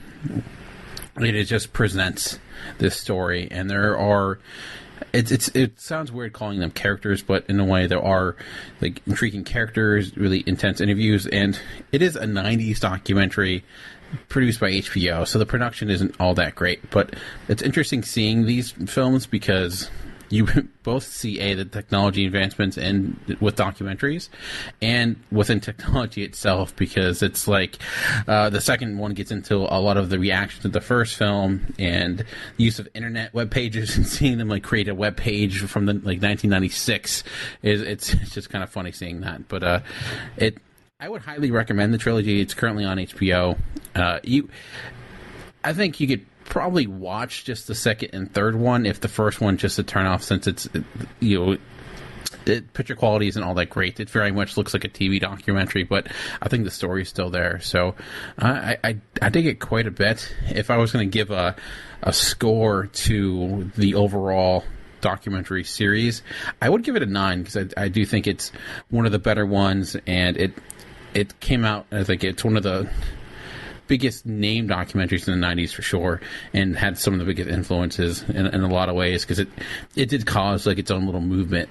So and it's because it's really well made. So I would advise checking it out. 9 out of 10, very good score for the Paradise Lost trilogy. For me, up first is a film that I've been waiting to check out from 2015, and it was finally available. Well, it's been available for a little while, but I hadn't had the chance to watch it, and that is the film Black Sea, an adventure thriller, rated R, which sees a submarine captain who takes a job with a shadowy backer to search the depths of the Black Sea for a submarine rumored to be loaded with gold back from World War II and all that happened between the Nazis and the Russians and everything else. Starring Jude Law, Ben Mendelsohn, and a few other people, directed by Kevin MacDonald. I had heard some good things about this film and wanted to check it out. And I gotta say, I'm not disappointed from Black Sea at all. I have only seen a few submarine films in my day, but I tend to like most of them for some reason. I don't know why. But it's an interesting story here, because we're taking modern day and we're basically searching for an old Nazi U-boat, basically, that is filled with gold. We don't know if it. We believe that there's been reports that it exists, but the idea here is that there's some political red tape that is preventing anyone from going down and checking it out and retrieving the gold. And the Russian fleet is basically stationed above the waters to where this U-boat is supposedly located, but they're not in Russian territory. It's in one of the neighboring countries that has the right to the water there, so nothing's happening currently. I use Jordan. Yeah, and so Jude Law basically gets hooked up with someone who's going to fund, who's going to pay for them to get a submarine and to fund the whole thing, and they're going to get 40%, I think is what the number was, of the gold. So Jude Law is basically kind of going rogue here with his own fleet to try to swoop under the Russian fleet and retrieve this gold, and then they get equal shares of the money while the backer gets the rest. So I don't know. I think that's a very intriguing plot line from here. It's original. I haven't seen it a lot. We'll just keep doing that for the rest of the show. But you're gonna lose friends real fast. But I like Jude Law, and I like this whole premise, and the idea becomes centered around the fact that Jude Law promises the rest of the crew equal shares of the gold that's retrieved. And what he's what's pointed out to him right away is that people are going to start figuring out that the less people that make it back alive, the more gold that everybody else is going to get in their equal share. It's also interesting because half of the crew is Russian and half of the crew is British. And so that sets up kind of like a divided line amongst the crew of this sub, where not all of them can communicate with each other. Not all of them speak the same language. All of the Russians are sticking together. All the British are sticking together. There's, people are trying to accuse each other of this, that, and the other. So there's a lot of interesting relationships amongst the crew and what's going on through that, along with the whole peril of being in a sub under the Russian fleet, trying to retrieve the gold, diving, etc., with a very limited team and a sub that was looking like it was in pretty bad shape to begin with. So that's all I'm going to say without giving anything away. But I was thoroughly entertained by this one.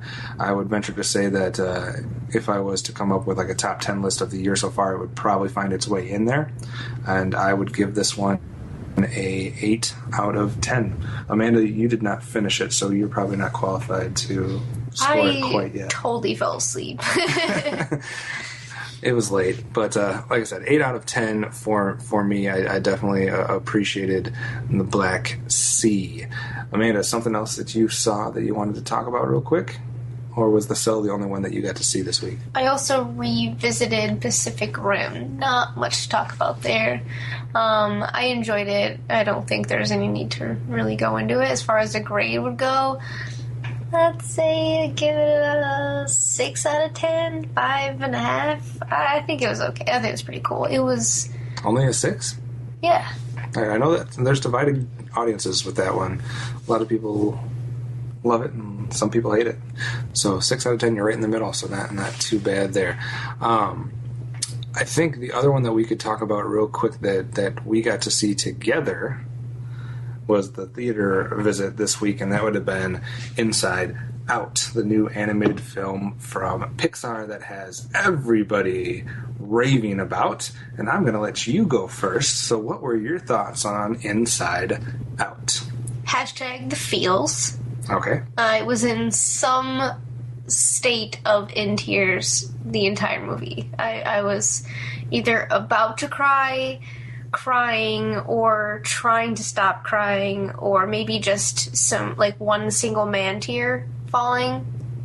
That'd be weird if it was on you. But it was okay, because, I mean, that's just how it is. Sometimes you only have one tear. Just one tear. All right, so I gave you the feels. I think it was a super powerful film. It's really hard for me to tell at this point if I like Home from earlier this year or this film better. I think they both had their own strengths. But I really, really loved a ton of this movie. I think I really enjoyed the use of color. And I won't get into spoilers with some of that, but some of the aspects of the ending and color there, I think it was really well done. I was able to relate to Riley in so many ways. I myself would definitely have the Hockey Island, the Goofball Island, the Friendship Island, the Family Island. I think Your Goofball Island has not fallen to the wayside. It never will. Die Hard. I think that... my favorite emotion was definitely anger. And I love the voice casting for all of the emotions. I think they were really well done. I think the only weak link was maybe disgust. I don't think she was used as much as I thought she should have. But I think there were some really, really cool visual ways to represent some very abstract and deep concepts. I wouldn't agree with a lot of that. To a point, I would say that this is probably one of the smartest animated films I've seen in a long time, if not ever. I think there's more layers, there's more conceptual concepts, there's more themes going on here than you get in a lot of animated films. So I definitely think it's one of the most impressive as far as themes, concepts, intelligence goes when it comes to an animated film. That I don't argue. I think visually it's very appealing. Like you're saying, different things with colors and the different ways of animation that they kind of featured in certain parts. So I think it's appealing from a visual standpoint, and like I said, from just a conceptual standpoint. And I think that adults will get a lot out of this film, but I cannot ignore the fact that I had an immediate reaction to this film. You asked me as we were walking out, what I thought about it, and I couldn't say anything except for my first reaction, which was I didn't like it. Which I was shocked by.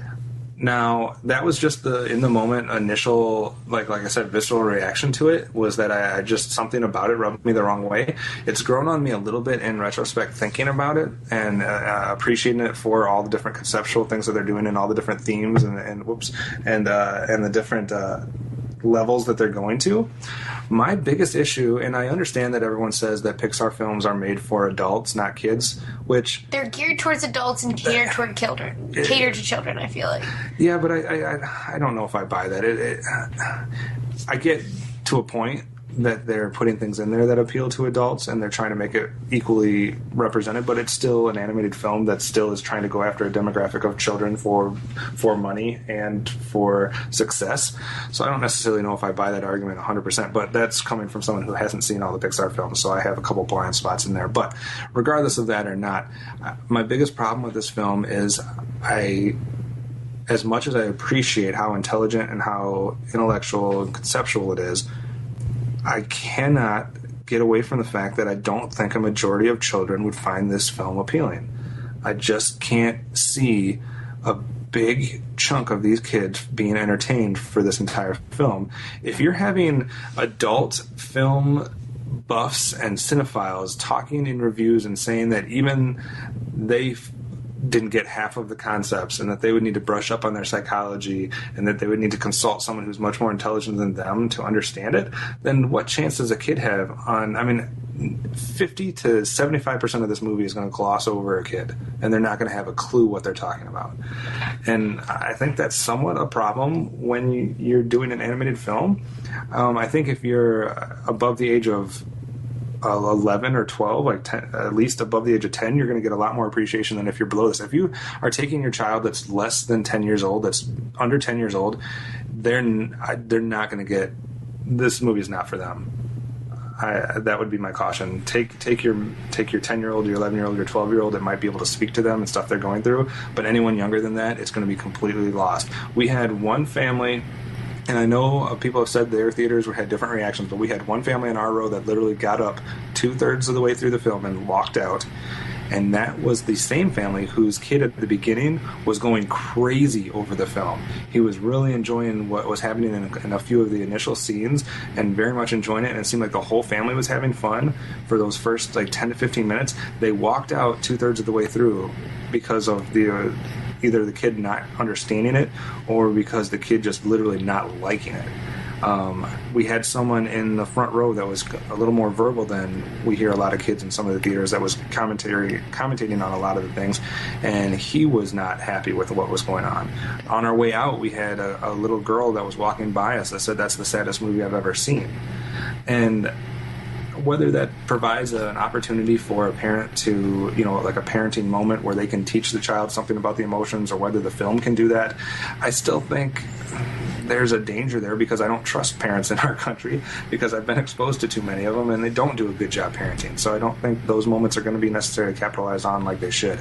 So I don't know. I don't know if I would feel comfortable with my young child watching that film. If they're 10, 11, 12, maybe.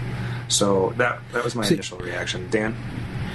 Speaking as someone who's not seen the film, so an expert opinion, I would say a kid having that reaction of it being a sad movie is a good thing. Well, yeah, I'm not saying that's necessarily a bad thing, but I'm saying that in the moment she was upset by everything she saw.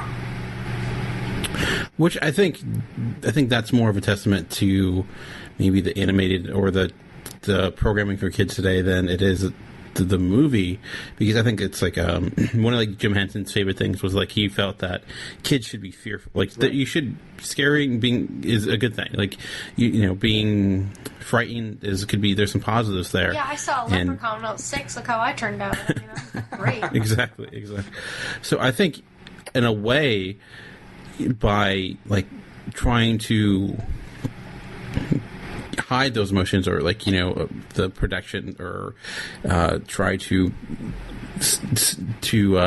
censor those types of issues, where it going after deeper thoughts or something that may not be as pleasant.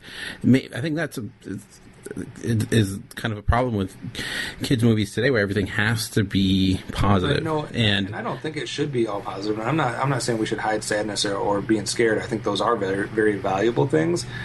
I just fear for, not fear, but I think the people that, it'd be better if the people that were seeing that and were feeling those emotions were also able to understand what the movie was saying about those emotions, or being able to conceptualize some of the things that are going on there.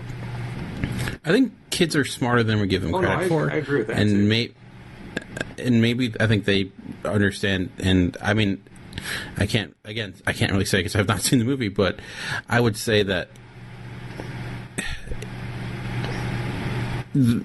it's okay if there's certain things in a movie that kids, just thinking of other Pixar films, that maybe that kids may not completely understand that, and I think that's fine. And I think what I like about Pixar is that it has high expectations of its audience, right? And it's we're gonna go after some just a 10-minute first 15 minutes of Up, for example. And It's there's some like literally some really tough things that it goes over. I think that's a good thing, and I it's hard. Again, I'm saying this as someone who hasn't seen the movie, but.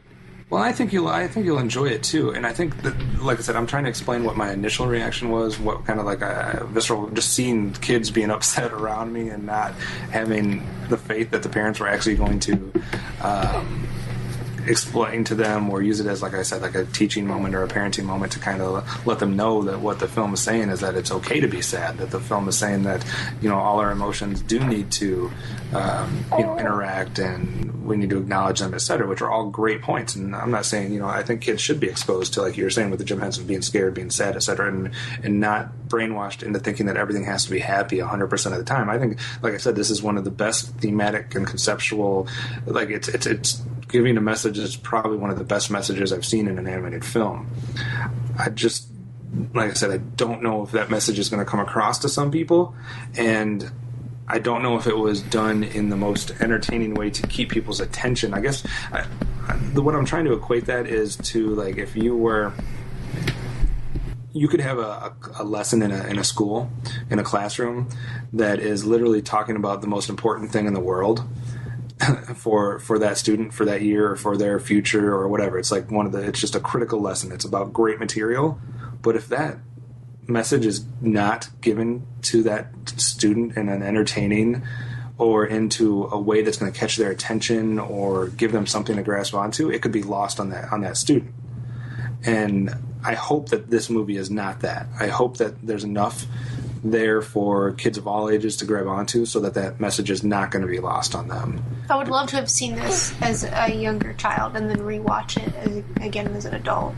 Yeah, and like I said, I would have loved to watch it as a 10 or 11-year-old, but I don't know. I don't have faith in me watching it as a 6-year-old if I would have been entertained or if I would have even liked it, maybe.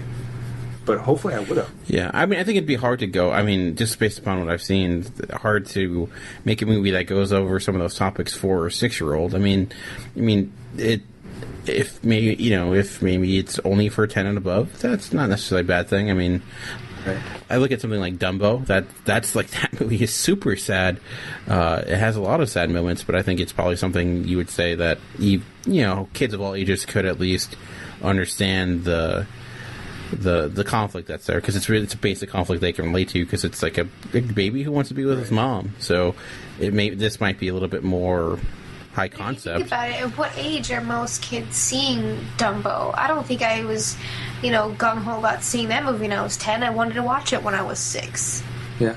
Yeah, and maybe Pixar is not for. That's why Pixar has Cars, right? Because that's the movie that does appeal to that audience. This is a movie that I'm going to come around to eventually, and on a rewatch, I'm probably going to appreciate a lot more because, like I said, some of the things is just so amazing as far as the concepts and the themes that they're going over, and I think it's a very important message to get to the kids. For some reason, I didn't react to it well, and I think it's because I have no soul.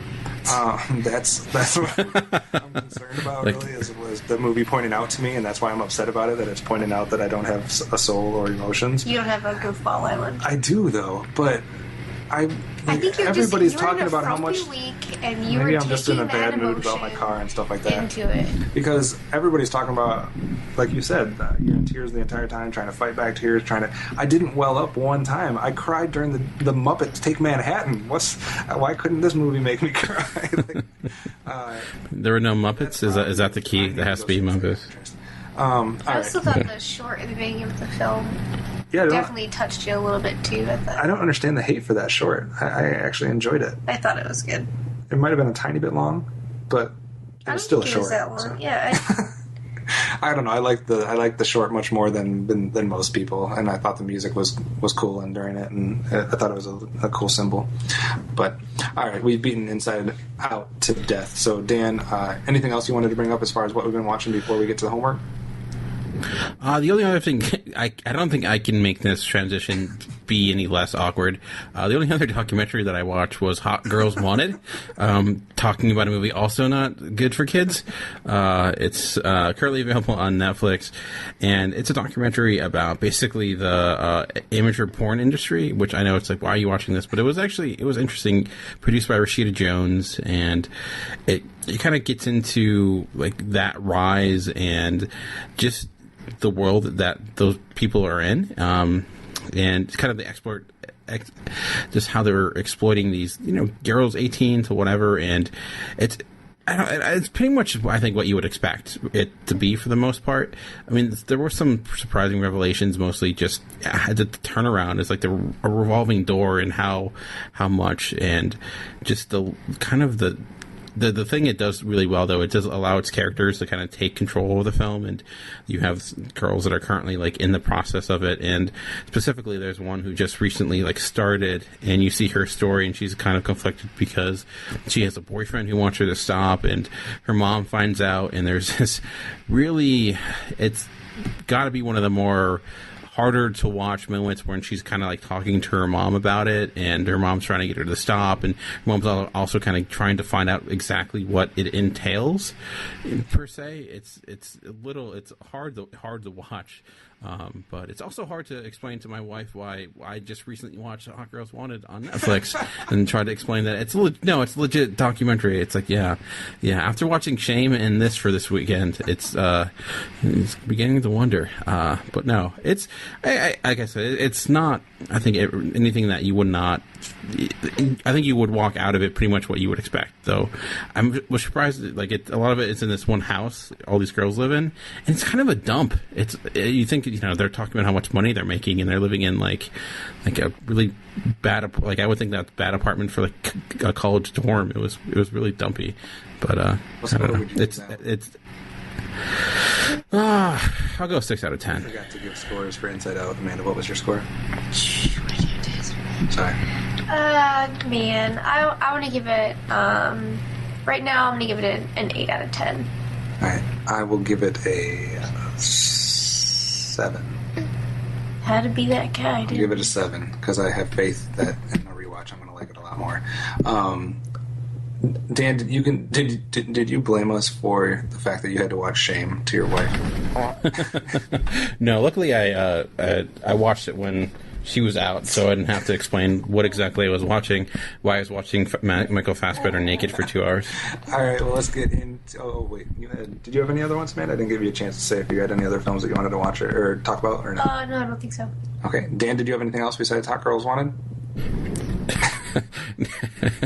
No, I did not. That's a weird sentence to say out loud. All right. Getting into our homework assignment, since we talked about it, since you brought it up, Dan, let's talk about Shame. This is the film that we gave you as your homework assignment, but we also had not seen it, so we watched it along with you, not in the same room, but in the same week. So we'll start with you, Dan. What are your thoughts on the Michael Fassbender film Shame? Shame, man. This movie. So this was, I've seen obviously 2 Steve McQueen films so far, 12 Years a Slave, obviously, and Hunger, and this is certainly much more in line of his first film, Hunger, in the sense that it's very. It doesn't give you much in the sense that it's, Michael Fassbender plays this guy who clearly has a sex addiction, and you're really just in all sense of purposes, this voyeuristic look into his life, and I think cinematically the movie is certainly well made. I mean, Fassbender's performance is great. I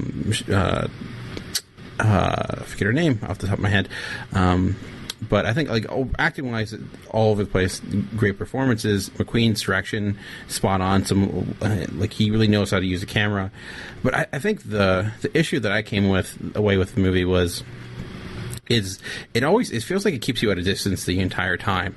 Like you're always just like not involved with this character. It was hard for me to be sympathetic, and that may be purposeful because it's supposed to be a representation of like how how he is as a person. Like he basically is, he has no his feelings almost are just animalistic. It's just to him action, and but it also had me like hard to really when it got into moments in which there were some emotional responses.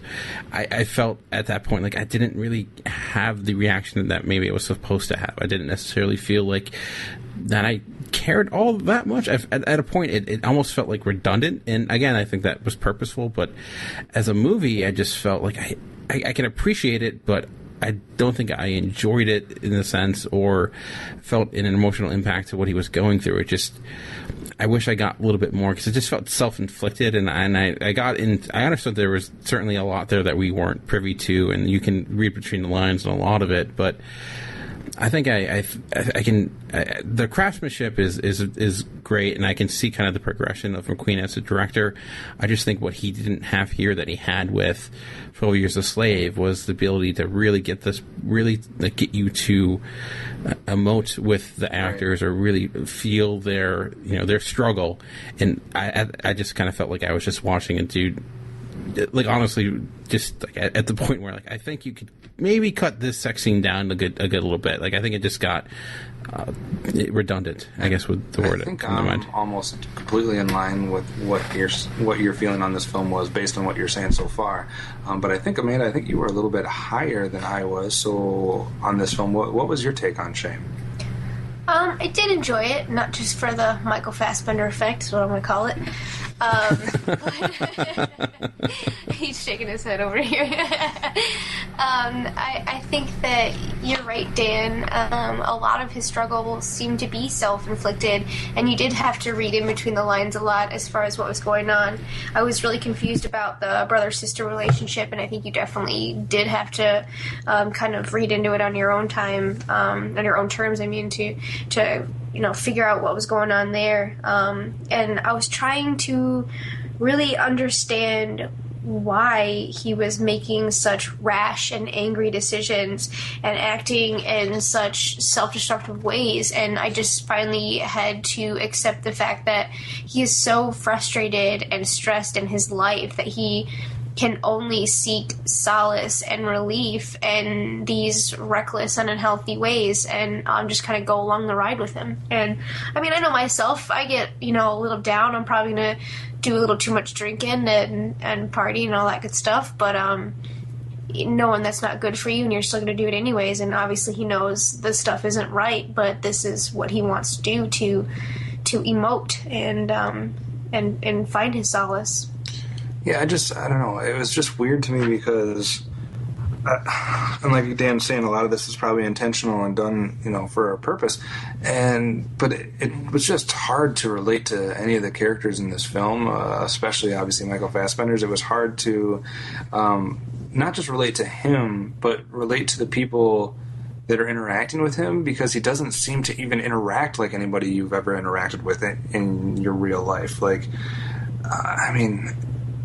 just his everyday interactions outside of the sex parts and the sex scenes, but just when he's at a table with you or in the office with you, like, he was just like not even there. It was just like the glossed over. Like, I'm not saying that you don't, I guess, come into contact with people that are dealing with issues, whether it be depression or bipolar or addictions to different things, but it was just hard. I haven't specifically personally had interactions with someone like that on where it seems like that's all they are every time you interact with them. And it was just something hard to find enjoyable for me because of the relatability aspect. Not saying, like Dan's saying, not saying some of that's not intentional, not saying there's not a purpose there, and not saying it's not done well as far as a filmmaking standpoint. I just couldn't quite get as much enjoyment that I feel like a lot of other people got out of this film. And I guess what I think Gavin made a good point regarding self-inflicted, and the fact that it is very true to life. I think that's certainly not something that is. I think it's an accurate depiction of someone who's probably going through this, and I think that my issue was more so when it wanted me to feel for him, or it looked like it was going for more of the emotional impact. I was so numb at that point that I don't know if I got there quite yet. And I did feel like it was great at representing what this guy, who he was, and I think you do get in his mindset a great deal when it comes to just the kind of just how lost he feels, or just how like it just feels like there's nothing, and just like it's all just action with him. There's like you don't even, it just does it just to fill a void. And I guess that I think it was great at. I think he just wasn't able to then turn the dial just quite enough when it came to like some of the bigger moments where it's like, okay, you feel like he's growing, he's progressing, and when that progression becomes regression, I don't know if it really went beyond just okay, that just happened, right. I didn't necessarily, I wasn't rooting, and not rooting for him is a maybe a lame term, but I thought that more can maybe have been done just a little bit to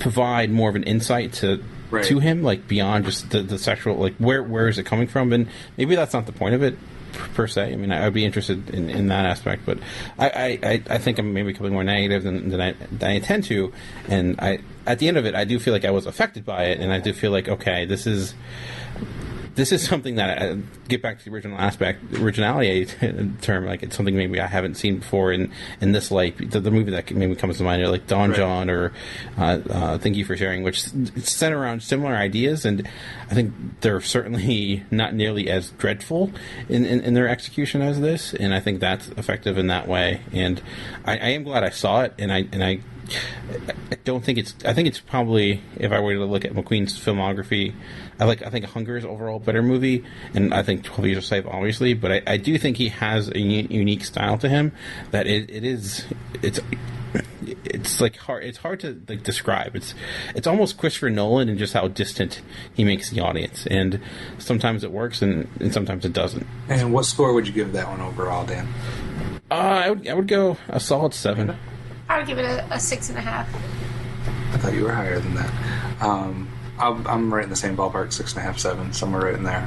So, in agreement on shame. Dan, the homework you gave us was The Way Back, which is about these individuals who are escaping from a Siberian prison war camp, and they're trying to make a run for freedom, for the border, so to speak, and it involves a group of people that are definitely diverse, a group of people that were sent to this war camp. So you got an American in there, you have some Polacks and Russian, yes. I mean, you have a group of people, definitely. They're trying to travel 4,000 miles by foot across the desert, through the mountains, etc., to try to reach through the Himalayas to India. Right, in the Gobi Desert. You have Ed Harris, you have Colin Farrell, you have Mark Strong.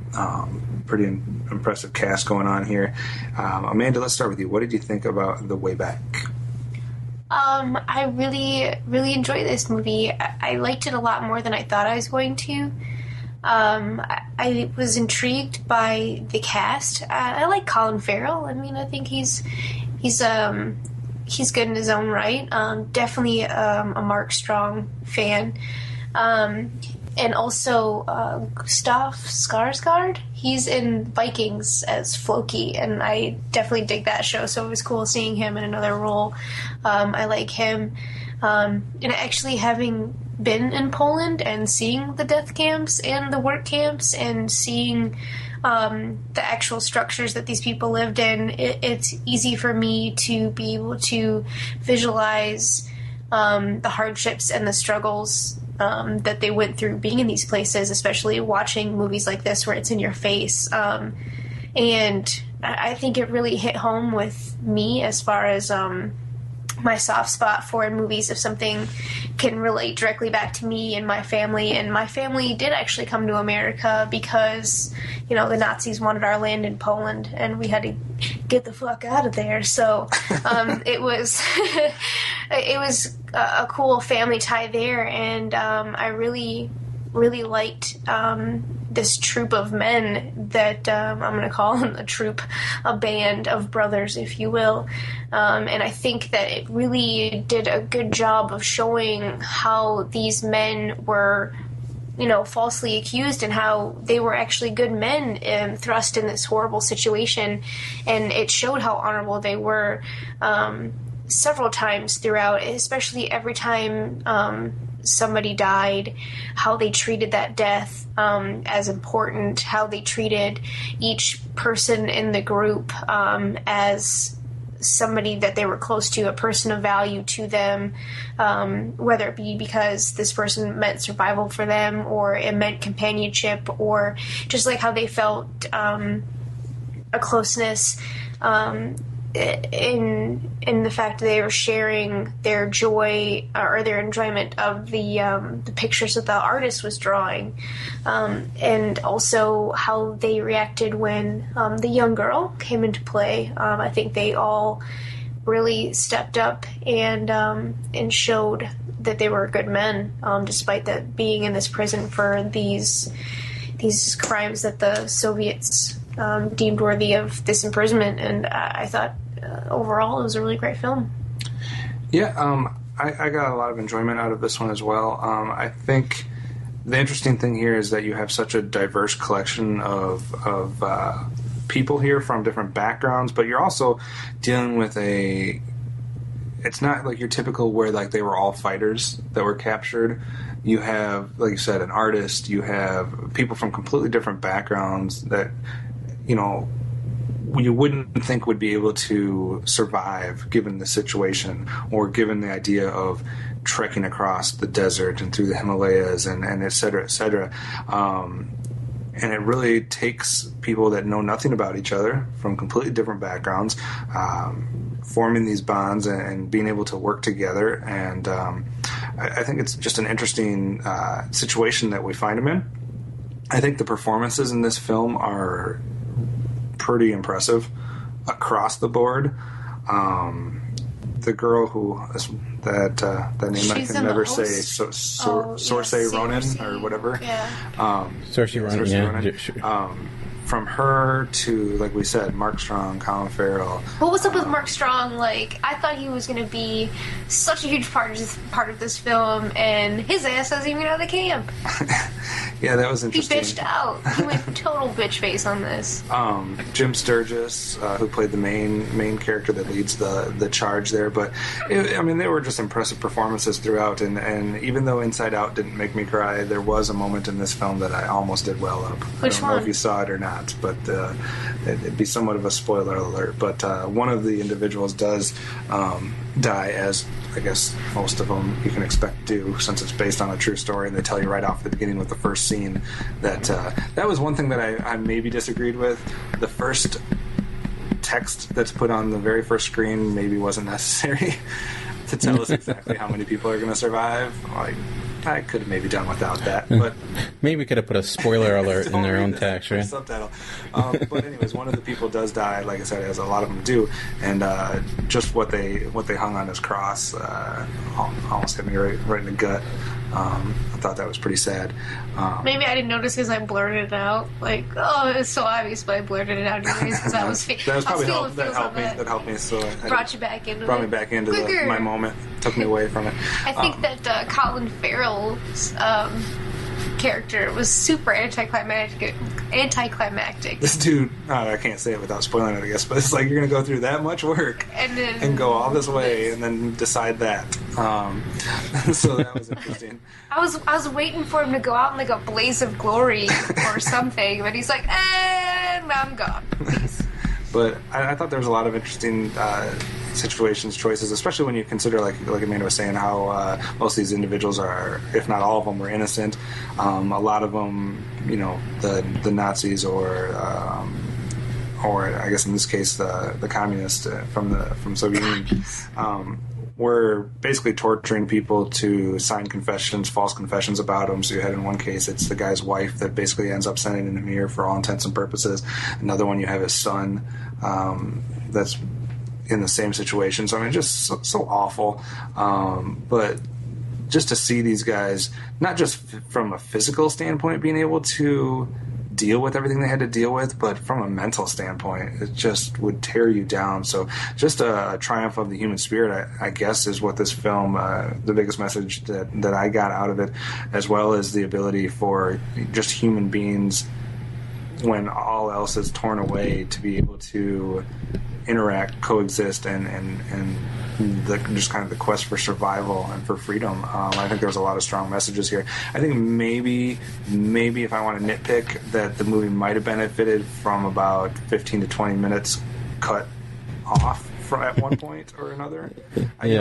That's often Peter Weir's problem. It's like you could probably cut down a little bit. I don't know exactly where it would have been, or I don't necessarily have a plan that this scene wasn't needed or that scene wasn't needed, but it just felt like overall you probably could have cut back a little bit, and it would have benefited the film. But overall, I really enjoyed it too. Amanda, what score would you give this one? I'll give it a 7.5. All right. And I am just being boring because I'm giving every film about the same score, so I'm going to be giving this one a 7 to 7.5 as well, somewhere right in that ballpark. Dan, just to get your thoughts, since I don't know if you liked it or not, how did you like this film?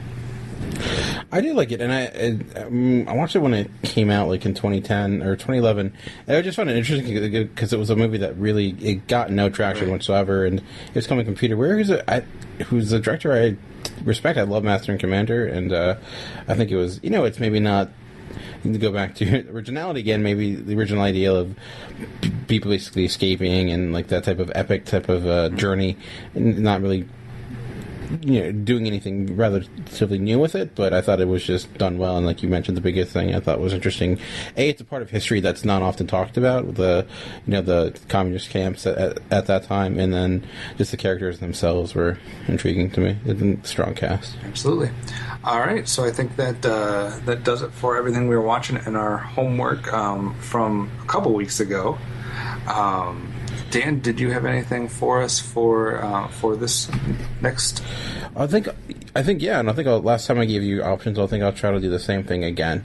So let's look at what we have here. So we have one movie directed by Colin Trevorrow, who just recently did Jurassic World. Another film, again, with another director who just came out with a new movie, Maglahorn, that also came out earlier, within this decade.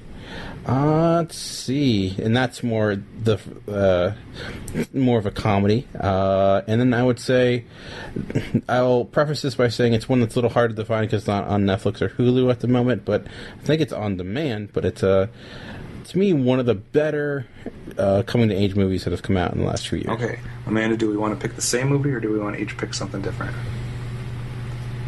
I don't know. I think we should pick the same. We haven't hard enough time fitting these in. All right. I think my inkling would be to go with the coming-of-age film. Are you okay with that? I guess. So the other options were more of a comedy, and what else? And the other one was, I guess, more of a romantic comedy with a science fiction element to it. Kind of. It's hard to I mean, I know one of the films he's speaking of, and I have nothing against it, but for some reason I'm intrigued by the coming-of-age film. He likes coming-of-age stories. We'll give him that. I guess we catered to me last time. We'll cater to him. Want to go with, then, The Perks of Being a Wallflower? Have either of you seen that? I have not seen that, so it's been on the list of things to watch, and I have never done it, so be glad to watch that one. And I promise one day I'm going to get as creative as you, Dan, and give you choices and stuff like that, because you're definitely one-upping us on that one. Again, I will have to consult the list, which I didn't do in advance. But I got two films. Hopefully you have not seen at least one of them. But the first one I was wondering if you have seen is the movie Blue is the Warmest Color. No, I have not. It's one that's been like in my queue forever, and I just look at the runtime and I'm like, I don't know. But yeah, that's one I want to see before we do our list for sure. So if you need an extension because it's too long to watch, we'll give it to you, but that'll be the one we give you for this next week. So like that after Shame, I mean, come on now. Like it's like I'm trying to get you in trouble. What is it really about? We'll let you figure that out. What? It's about two young women who fall in love, and it's very graphic. So, yay for me. Don't give me those eyes.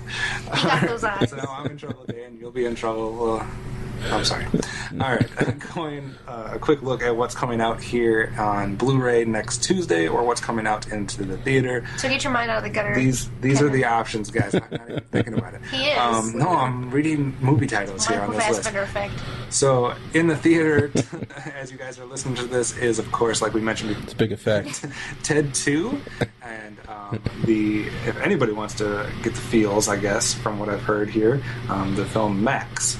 Anytime you're thinking about getting the feels about this movie, just remember the whole it's the Air Bud of Michael Jordan of Dogs, or whatever it was that you guys said.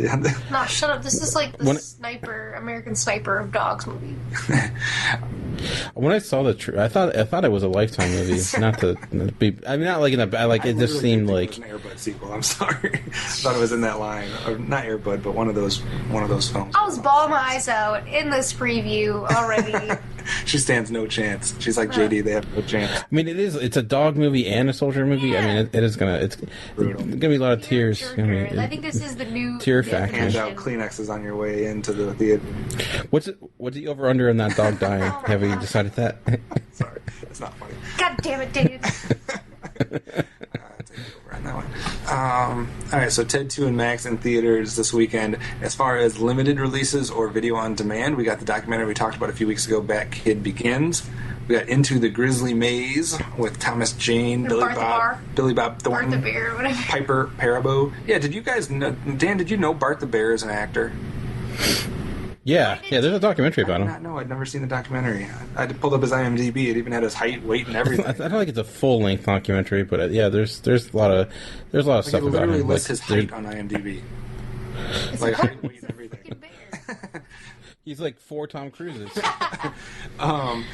Fresh Dressed, which is a documentary on... See? Your mind's in the gutter. Dirty, dirty pig.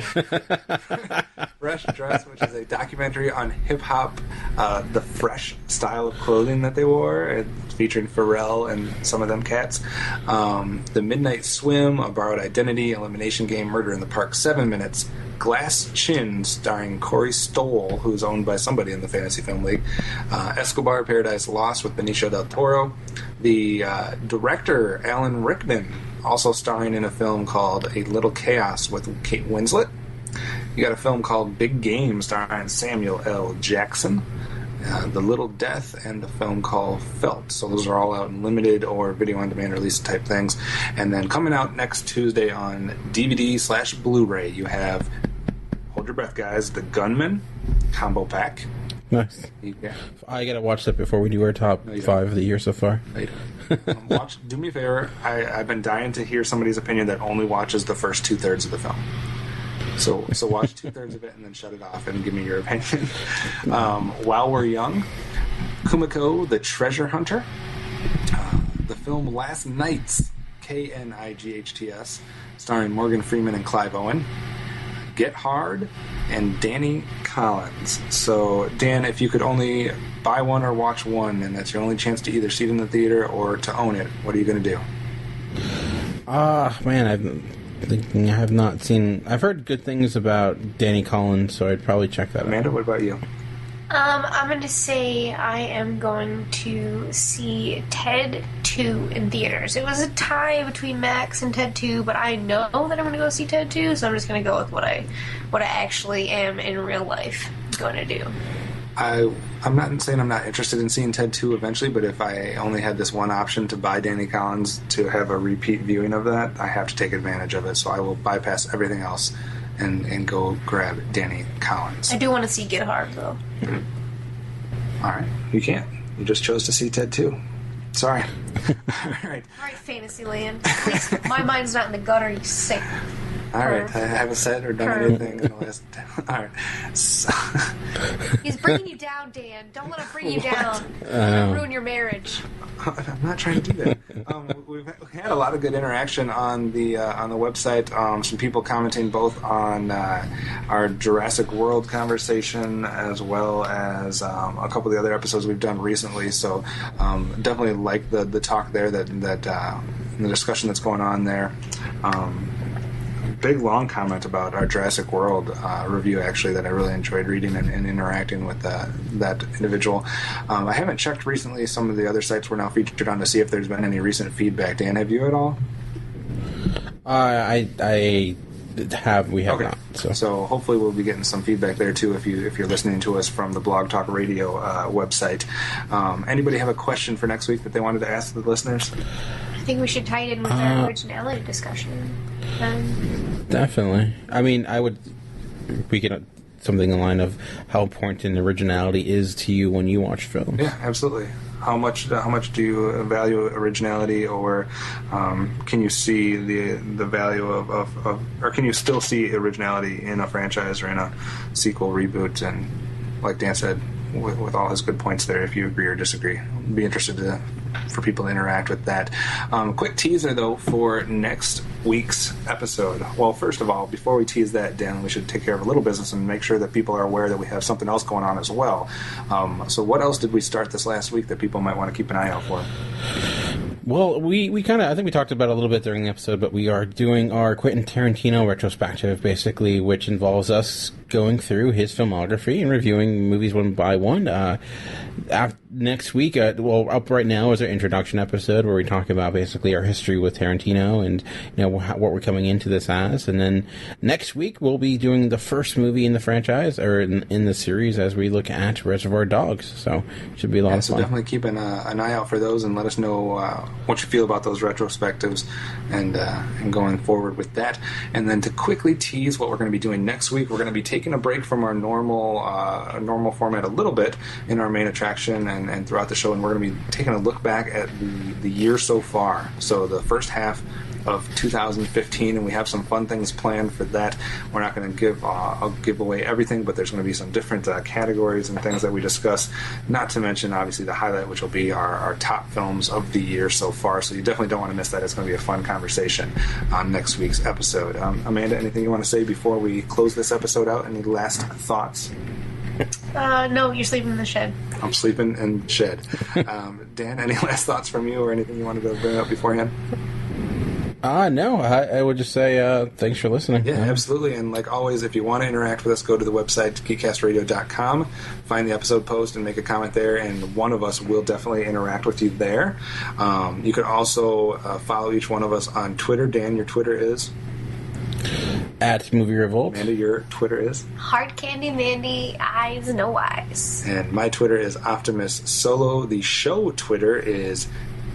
I just forgot it. Cinema Geekcast. Cinema Geekcast, and definitely follow on that because I will. All of us will interact with you. It's not always me. It might mostly be me, but it will be all of us. And we try to post some fun stuff throughout the week. I've started something where I'm posting synopsises of films that are available on demand from 2015, and I'm trying to find the most ridiculous films out there. So I'm posting pictures of those so you can interact with those as well. And I'm just the Big Show Dean Cain movie is going to be hard to top. The Big Show and Dean Cain, that's got to be one of the best for the year so far. But I have a few more that I've saved that I haven't posted yet, so you can follow us. If you follow the show, you'll be privy to that amongst some other things, and we'll keep you up to date with everything that's going on with the show. You can also follow the network on Facebook at Geekcast Radio Network. Search that out. But I think that does it for now. Thanks for listening to us. We hope you'll tune in next week to take a look at the year so far. But for now, we're going to sign off, and thanks for listening to the Cinema Geeks.